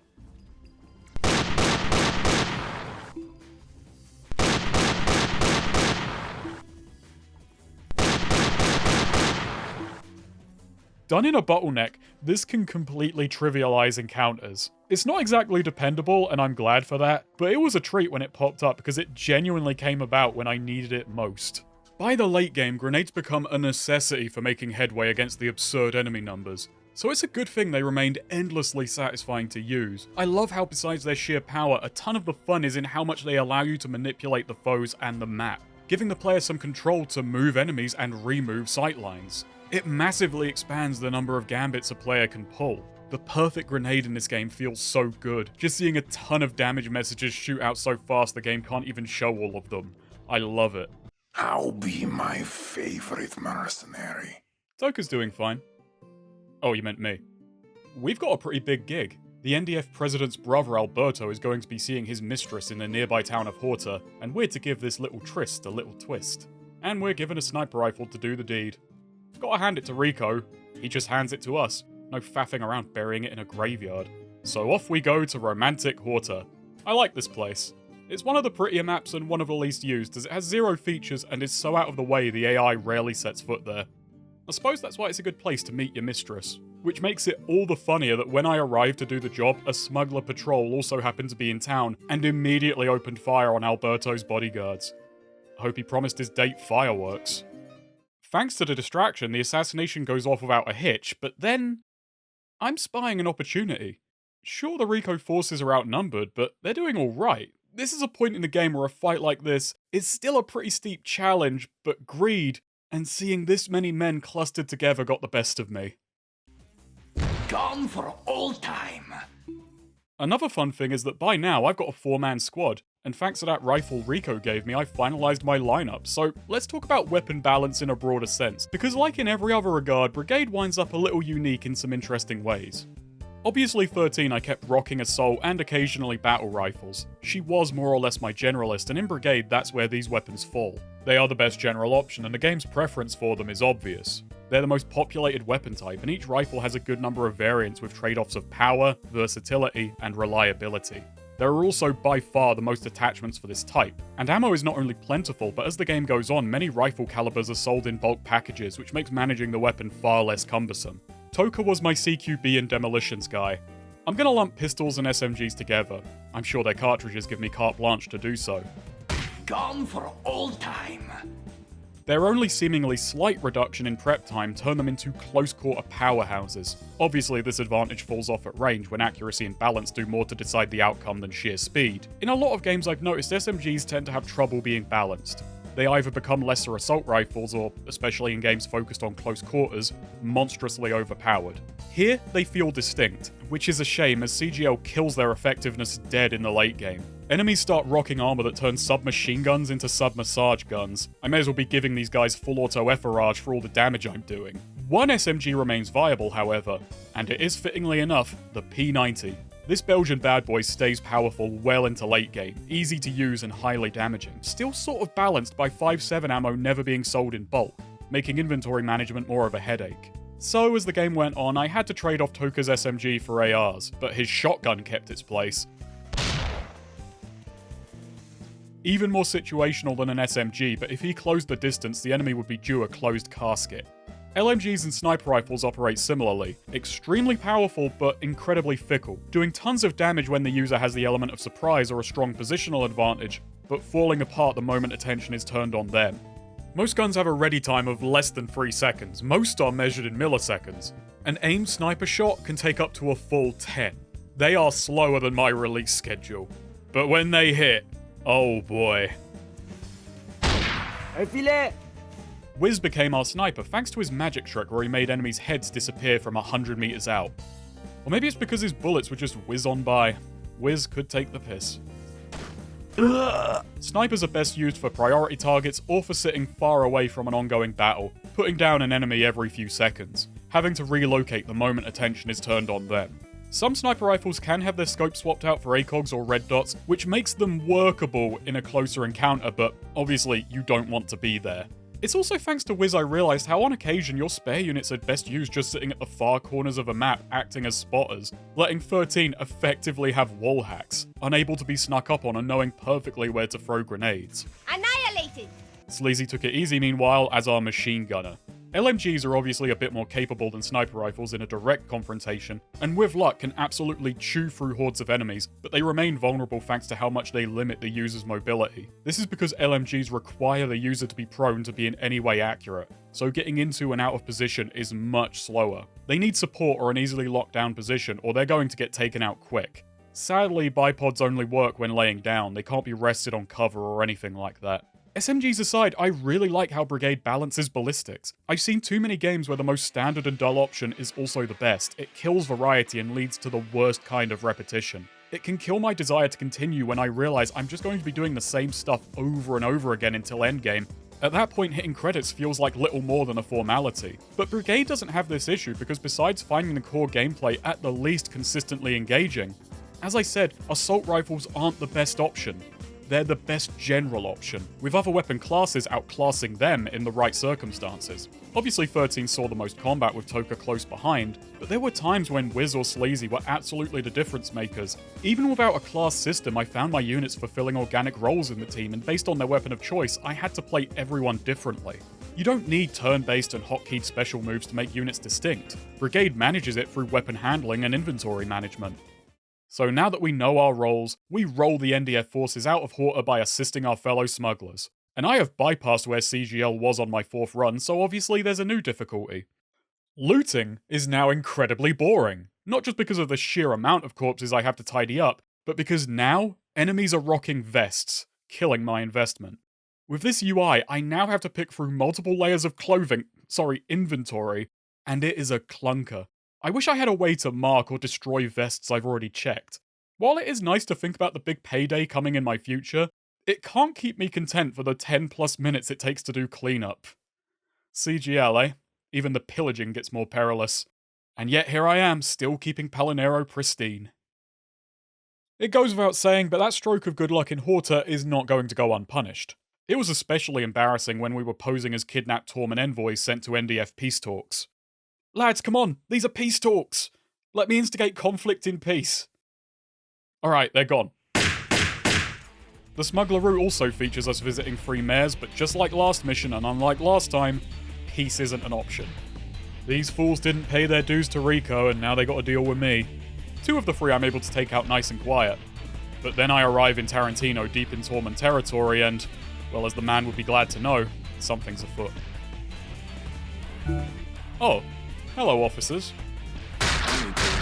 It was pretty exciting when the spawn system didn't screw me. The town was still independent, so local militia and Tormen forces were going at each other, giving me a brief window to slink through town and take out the mayor undisturbed. That window closed just after I did the job, so after staging a defense in his house, I push out into the neighboring alley, run across the street, and escape under a blanket of smoke.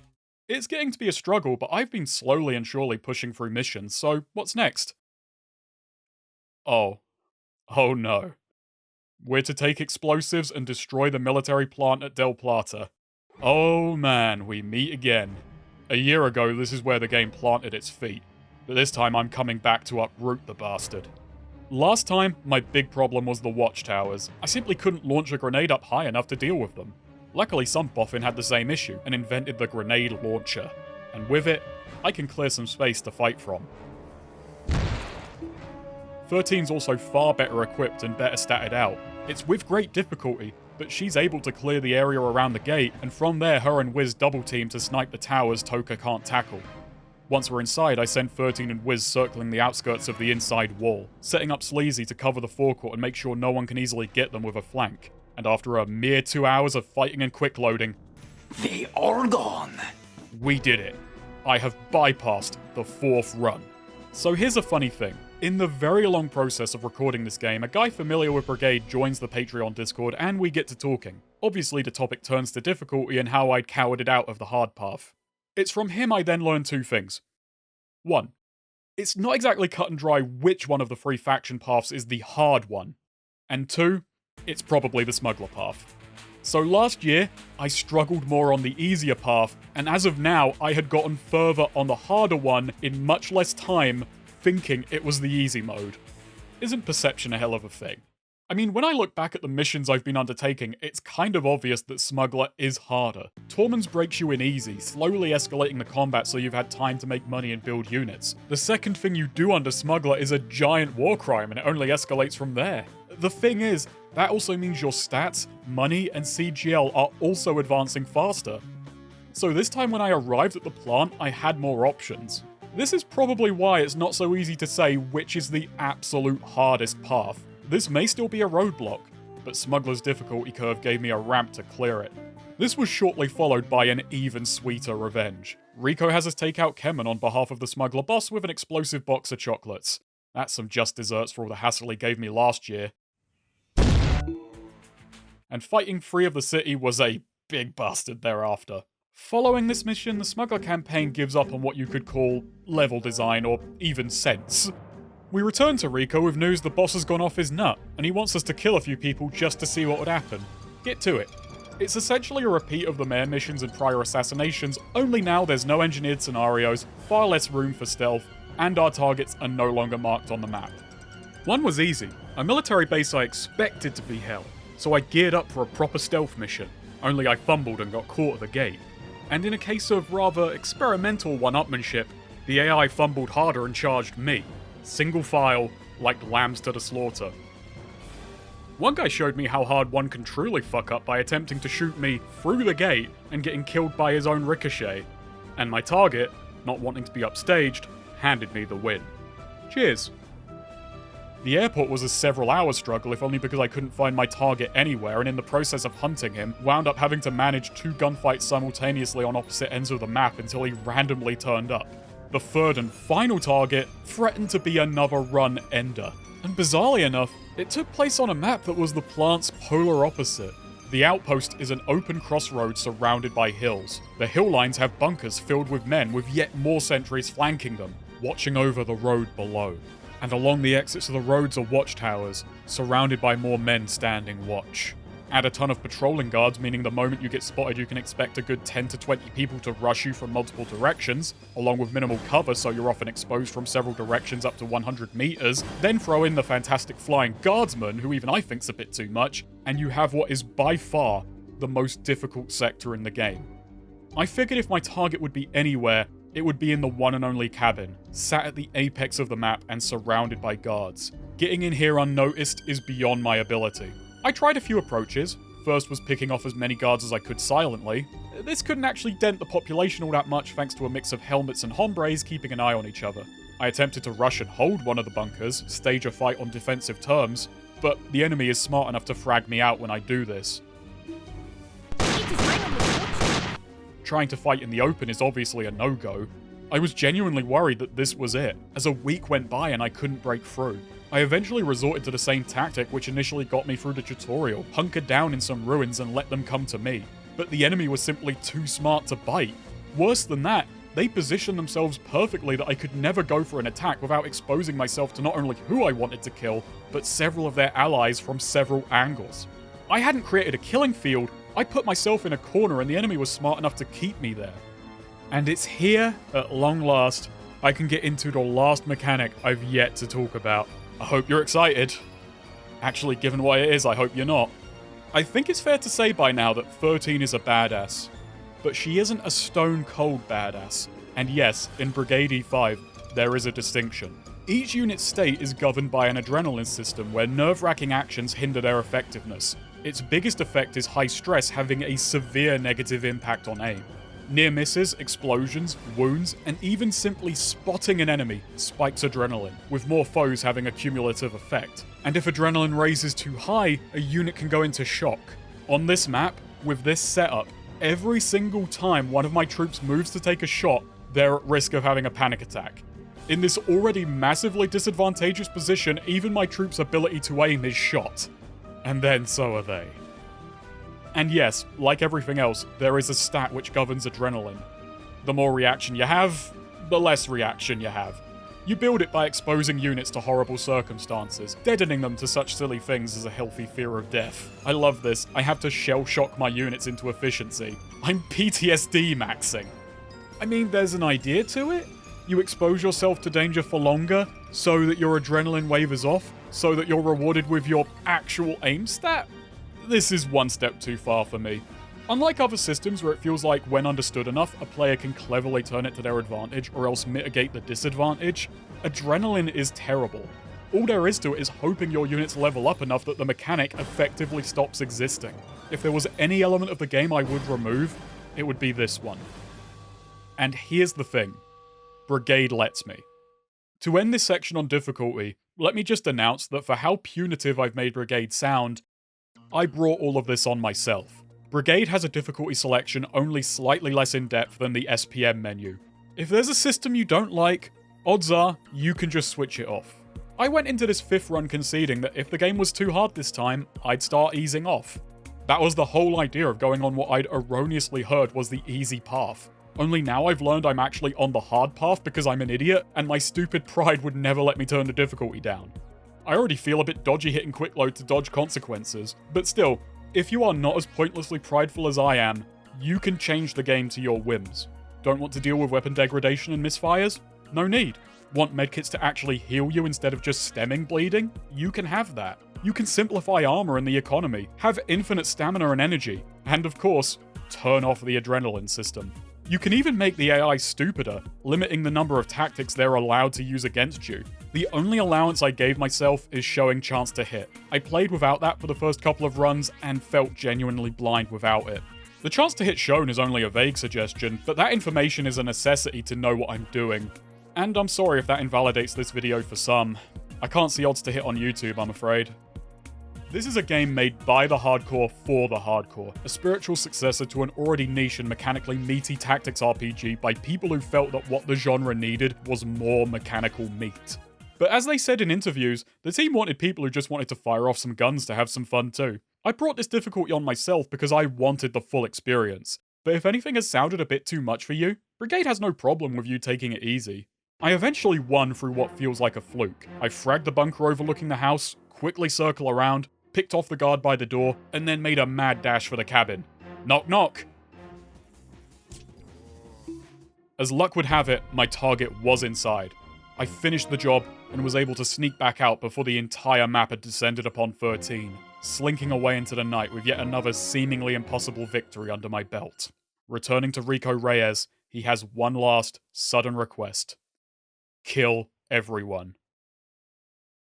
The smuggler path starts sensibly enough. We're saving associates, collecting pay and doing drop-offs, making examples of those who try to get out of their debts, and stoking the conflict so Rico can keep selling weapons. All of this seems like something a hired goon would be doing to keep the business interests of a criminal faction ticking over. Perhaps my favourite element of the story, daft as it is that on the Tormens path you get the sense they genuinely believe the smugglers aren't playing both sides, which is pretty funny. But as Smuggler goes on, perhaps in the name of escalation and having no idea how to wrap this up, the jobs abruptly stop making sense, culminating with him now asking me to kill the customers he's had me doing odd jobs all game long to keep, which would end the war he's profiting from. I kinda like to think the boss saw what we were getting away with and thought, maybe they could take over the whole country. Well, nothing ventured, and really this is just him having a laugh, just going for it. And considering how little he's paid me, I'd probably deliver him the country for less than 5 figures. The story of Brigade E5 is minimal and stupid. The story of Brigade E5's development, however, is pretty interesting, so I'm going to tell that instead before we hit endgame. It has a couple of neat twists. As stated, this started as the work of one man, Vladimir Ofnarovsky. But even before other team members were brought on, this was a collaborative effort. He'd regularly post his plans and development updates on the ag.ru forums. In 2001, he posts a story outline for a proposed game, Dregs of Society, otherwise called Project E5. You play as a man in a futuristic city rife with crime. After your mother-in-law is killed, you're given some money and sent off to get revenge. One thing remained true from this early plan, however. Ofnarovsky states that story isn't a focus. All he wants is to make a good tactics game, and plot is merely a means to mayhem. And all he wants more of in his scripts is humour. In all honesty, I'm kind of mourning this concept. I would have loved to see this depth of combat applied to what sounds like a sci-fi comedy take on the movie Death Wish. And thanks to Beckerhar's most incredible find, I sort of get to. He tracked down a 2002 technical demo which came out while this was still the planned setting. And what's incredible about this demo, besides taking place in May 2024 and featuring the descendant of Bulch, a magnificent specimen called Boldy Bull, is that putting aside the more primitive interface, worse controls, and absence of a ton of quality of life features, SPM is here and immediately recognizable from my time with the final game released 3 years later. The core gameplay was figured out pretty much immediately. And funnily enough, owing to the more angular urban environment, pathfinding is much more reliable and the corner cover mechanic far more consistent. The geometry is a lot duller, but it works really well. These demos generate a decent amount of buzz and Ofnarovsky starts taking on team members. He's joined by programmers and fellow Petersburg U alumni Dmitry Avashkin and Stanislav Zymanov, as well as designer Yuri Beshin and artist Pavel Gulabev. The team sets out for a publisher to take development to the next level, but are instead approached by 1C. And what's interesting about them is that while they provided funding and deadlines, they don't interfere with this development style at all. allowing the team to continue transparently communicating and posting full-featured demos on forums for feedback. Brigade E5 was born out of this community, and many of its ideas, features, and bug testing was done by forumites. It really did take me aback that this was going on in early 2000s internet. This was a game made by enthusiasts, and the sheer amount of mechanical odds and ends makes so much sense knowing that this was a team who were listening, constantly reiterating, and implementing whatever good idea the forums came up with. Even the name, Brigade E5, New Alliance, came from a forum competition. 1C did interfere with that internationally, mind. In 2003, the crew forms the company Apeiron, and commercial development begins. It's here Yuri Beshin pushes to move the game to a modern Banana Republic setting, saying that the past limits the number of weapons and the future gets incomprehensible. A Banana Republic is pragmatic and offers the most opportunities for their style of gameplay, all while making the connection to Jagged Alliance more obvious. This connection only grows stronger, and this story gets stranger as the team gets Sean Ling, the writer of Jagged Alliance, onto the project. He is credited as the writer for this game's story. I didn't know you could be credited for something which doesn't exist, but there he is. So what happened? Why is it so bad? Well, according to Ivashkin, Ling did a good job, producing wonderful scripts for the game, but much of that quality was lost in translation and suffered even more in implementation. Which brings me to the fact that there were obviously many issues with E5's development. They were working off an entirely bespoke engine that was only properly understood by the free lead programmers, each of them mechanical cleverclogs who never made any documentation or tools to simplify development or asset creation. Any freelancers 1C sent their way had to learn how things worked by word of mouth, and bloody hell did those freelancers sent their way have a ways to go. Development took place in Petergov, a suburb of St. Petersburg that isn't easily accessible. The team burned through freelancers fast, and were perpetually understaffed. 1C not interfering sounds like a good thing, and it has its merits, but this was a team without clear leadership. And near the end, the team enters what they called a 99% quagmire, where everything more or less works, but not well or in tandem. They realized just how many bugs there were, and released Demo 6.0 as one last bug-quashing extravaganza. In the end, it is a small miracle that Brigade was completed and saw release in July 2005. Followed by an international release in October of the same year. This is after 2 broken deadlines, one of them brought on by it taking 6 months to implement the story into the game engine successfully. I love that. A game which started as an intentionally stupid sandbox where story was merely an excuse for its mechanics, winds up having an apparently good story written for it by the sheer dumb luck of getting the writer of the game which inspired it onto their team, only for his story to be completely nullified when they try and implement it, returning the story to its original state of stupidity, only without the intent, and 6 months late. It's one of the oddest circumstances I've ever heard of. On top of this, Apeiron had also gone over budget and made the game 150 megabytes too big for its planned 2CD release, requiring content to then be cut. One history of Apeiron also notes that there were plans to try and publish Brigade E5 through Steam, which, if that were to happen, would have made this one of the earliest non-Valve games to ever make it onto the storefront, but this too fell through. The story of Brigade E5 is dumb. The story of its development makes that fact both a comedy and a tragedy. And Ufnarovsky wanted at least half of that. I think I'll also need a miracle to finish this. At first I didn't understand the mission. I'm told to go take out the NDF president and Tormens, so I first head to the NDF seat of power, the San Miguel residence. Half of this map is a rat's maze of streets. The spots which are easy to lock down are easily fragged out, and the spots with plenty of escape routes are impossible to cover from all angles. The other half is a heavily guarded mansion, the exterior watched over by snipers making approach tricky, and once you're inside, you're fighting for every room. This felt like a fitting final confrontation, even though I knew I'd have to stop by Santa Rosa afterwards. So 3.5 hours of relentless tactical combat later, where's the president? It's then I confer with others and double check the objective and realise the horrible truth. I need to take over the entire country. Are you nuts? I have to crack this? I'm a little demoralised. I'm not sure what's worse, the maps I'm going to have to repeat, or the maps I've only beat because I beat a retreat, and that's no longer an option. Well, this sucks, but let's get to work. I moved to take over downtown. It's a struggle, but what can you do? Alright, got it. Wait, hang on. Do you see that? The NDF have taken back the residence in the time I was gone. Oh, how could I forget? I not only have to take these sectors, I have to hold them. Now, I don't know how overworld patrols spawn. I've got no control over smuggler unit movements, and I am days out from Cali Cantinos. After a bit of faffing trying to hold the sectors of San Miguel, I figure maybe military bases are responsible for spawning troops and turn my attention to El Toro. Taking that did give me room to breathe, but the NDF didn't let up. While friendly sectors do generate guards, it seems that however Brigade automates battles is massively in favour of the attacker. So I have to go and help the defense, but not too much, as me raising a gun in these areas will have me gunned down by my own side. So all I can do is turn up and supervise. I'm kind of baffled I'm doing this. This is so stupid. One fun fact is that one of Ofnarovsky's earliest posts about the project was worried about this exact scenario. In his Google translated words, the script was invented insofar as the game must have a sign of completion. In this case, kill the main enemy. We also thought about seizing the city, but there is a problem. It's not enough to seize something, we have to retain it, so a strategic element is added, and I want pure tactics. How tragic that the last thing I have to do sounds like the last thing he would have wanted. I am not thinking about tactical action. In fact, to engage with it right now would work against me. I'm thinking strategically, albeit in the dumbest way possible. My hope was as I took sectors it would generate smugglers and that would speed things along. That didn't come to pass.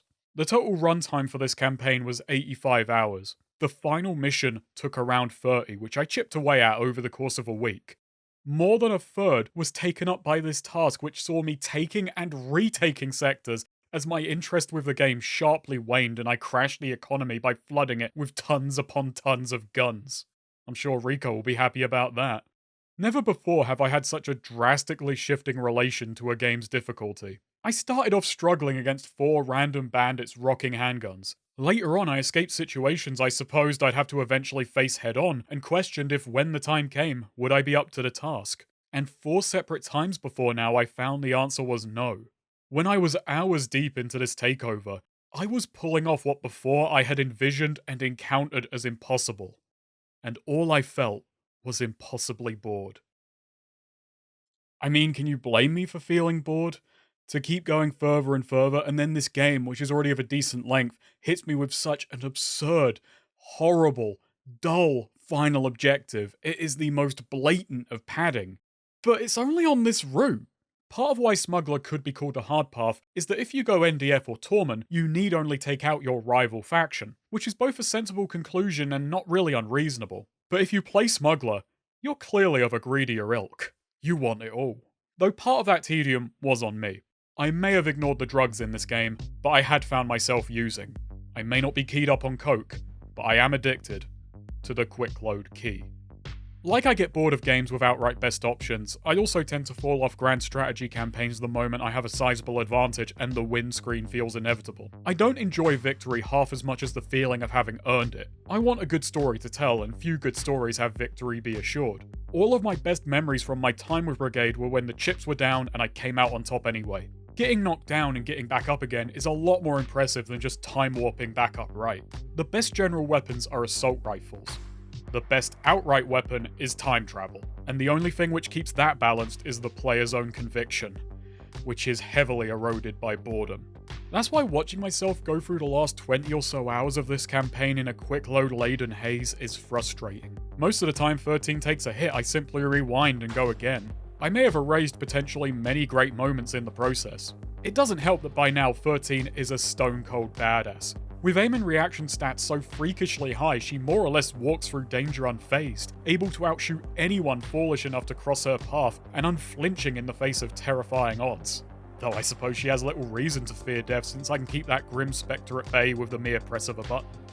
But to put things in perspective, there was a pretty big real-life incentive not to accept consequence. I wasn't allowing my squad to rest, much less recover from wounds.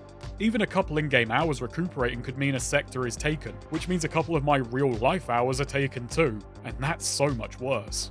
I am being a bit overly harsh on myself, but I've never liked depending on Quickload when I don't have to. It feels like a cheat, and especially when making videos on games, denying their consequences makes me feel like I lessen my connection to and understanding of a title and its goals. It doesn't feel like I'm playing the game but ignoring it. Still, thanks to leaning on the best weapon in the game, victory is unexcitingly assured. The final NDF sector was, fittingly enough, the plant which killed run number 4.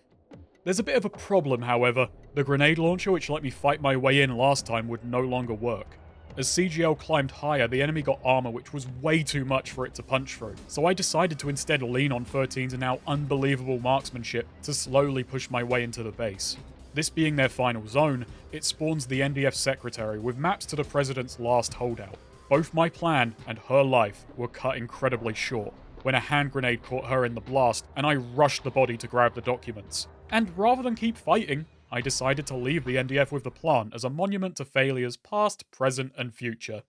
It's yours, lads. Yours to keep. The president's hideout is a bunker sat at the end of a long jungle road, a funnel filled with guards and watchtowers. I set up by the side of the road and prepare for a grueling push down this exposed jungle canyon. I take out the guards by the gate, and the defense breaks. Everyone rushes out to meet me, turning this final funnel in on itself and letting me mow everybody down. Their defense totally wasted, culminating with the president himself leaving the bunker to charge me with his pistol. After so much difficulty, such an anticlimax felt unbelievable. I praise the AI, and I can't comprehend how it dropped the ball this hard at this moment. Tormens' hideout then, found via some files left on the floor of his office, is the exact opposite. A sprawling map with loose pockets of guards. When I spotted the president strolling around in the open, I hid my boys away so 13 could see to him personally. I may not have known about the power of sundown when I was under your banner, but now it's lights out for you, sunshine. Creeping across the map, I even take the opportunity to have 13 clear the dirt from her gun, then await the perfect opportunity for one last clean kill. No helmet on this helmet, and with a shot for each and every run, the hardest game I've ever played comes to a close.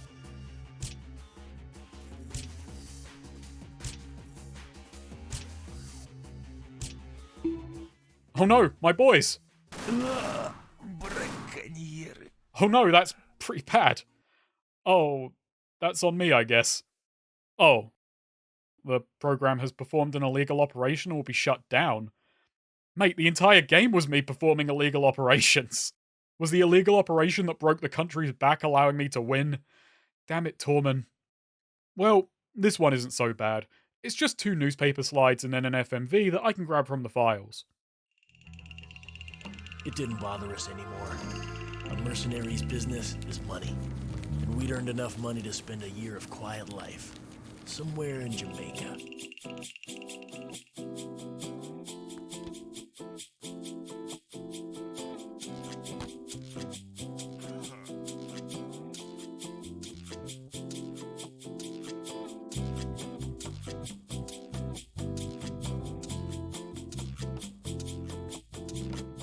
Ah, a nice new life.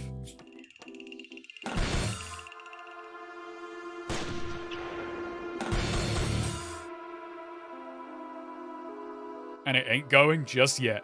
Nothing to do with 13, mind. I'm glad Sol's doing alright. He was wise to get out of Palinero. Guys, they found us. The sniper is 5 degrees left of the entrance. Are you alive? Well, I've bet on you. We're on the way. And that concludes Brigade E5. Despite my fondness waning by the end, I'm still rather charmed by its unique, granular approach. In the end, it took triple-digit hours for me to start getting sick of it. That's nothing to shake a stick at. I love its ahead-of-its-time development style and fascinating fan-led origin. Maths and mechanics boffins making their imagined ideal advancement of an already niche, very complex genre. The end result is a game laser-focused on particulars, a game for a genre which had fallen on hard times, deciding rather than to try and streamline and popularize, to instead go in the other direction. The genre may have died hard, but this one's for the diehards. Games don't have to be for everyone. It's important to keep that in mind. And sometimes it's fun to step out of your usual wheelhouse and try something totally different. I didn't intend to walk that path for 2 years, but once I was on the road, I needed to see it through, to tackle this bizarre journey. But the funny thing is, I learned about Brigade because of its sequel, 7.62. I've had requests and people pointing me towards that game over the years as it's a seemingly more well-known bit of Jank. But I figured I should play the original first. Couldn't take that long, right? If only I knew. As of now, I can't say if I'm going on to 7.62, if only for my fear of the time that may take me, and wondering if I'll have enough to talk about. I am aware of a mod that puts the total weapon count above 500, several times greater than even Immortal Badass. That's pretty tempting. But just in case I don't find the time to pause and go into another SPM game, let me tell the rest of Apiron's story. they sadly don't live up to their name. Ivashkin wrote a post-mortem of the crew's feelings following the release of Brigade and the flurry of patches it required. It was well liked in its native Russia, earning Tactics of the Year awards. In an oddly prescient interview Ivashkin gave, he said he didn't expect great things out of the Western market, feeling that Brigade genre had fallen out of favour in much of the world. The team did consider SPM a rough success, but they felt it needed refinement, and based on the development of their later games, I doubt they'd call what followed refinement. 1C may seem gracious for how they allowed Apiron to operate, but that didn't last after their initial collaboration. The team was screwed on royalties and then relocated to an office in St. Petersburg, where they were immediately set to work on Project E6, which became 7.62. This project had none of the community spirit or verve of the original. It was a corporate product, and Apiron gradually fell apart, with Ivashkin leaving the games industry entirely. What remained of Apiron attempted a sci-fi RPG called Capitulum, but publishers couldn't comprehend it. Their final game wound up being a linear adaptation of a novel called Marauder. Ufnarovsky left the company and returned to solo game development as a side hustle, calling it his monetizable hobby. In 2016, he released Polaris Sector, a massively updated version of his first game. I suppose calling it Remember Tomorrow was more of a reminder to himself. And to this day, he still develops games in a similar community beta test style, taking on feedback and reiterating, preferring to work alone in his revived soft warware brand. Brigade is a weird anomaly in time, space, and genre. And while it doesn't have a happy ending within and without, I'm glad to have played it. And I once again want to thank Bekoha. I didn't know anything about the background of the game until after I'd finished it, but it only grew my appreciation. It lent so much context. Thank you everyone for watching. If you want to support me, please spread this video around. If you want to support me more directly, I have a Patreon. Everyone gets thanked. At $3 you get access to my notes, which are a long boy this time. I spent a while trying to collate years worth of thoughts. And at $5 you get access to bonus videos where I go over any thoughts that didn't quite fit into the video and mostly answer patron questions. I swear, the next project will be simpler, in writing and execution. See you next time.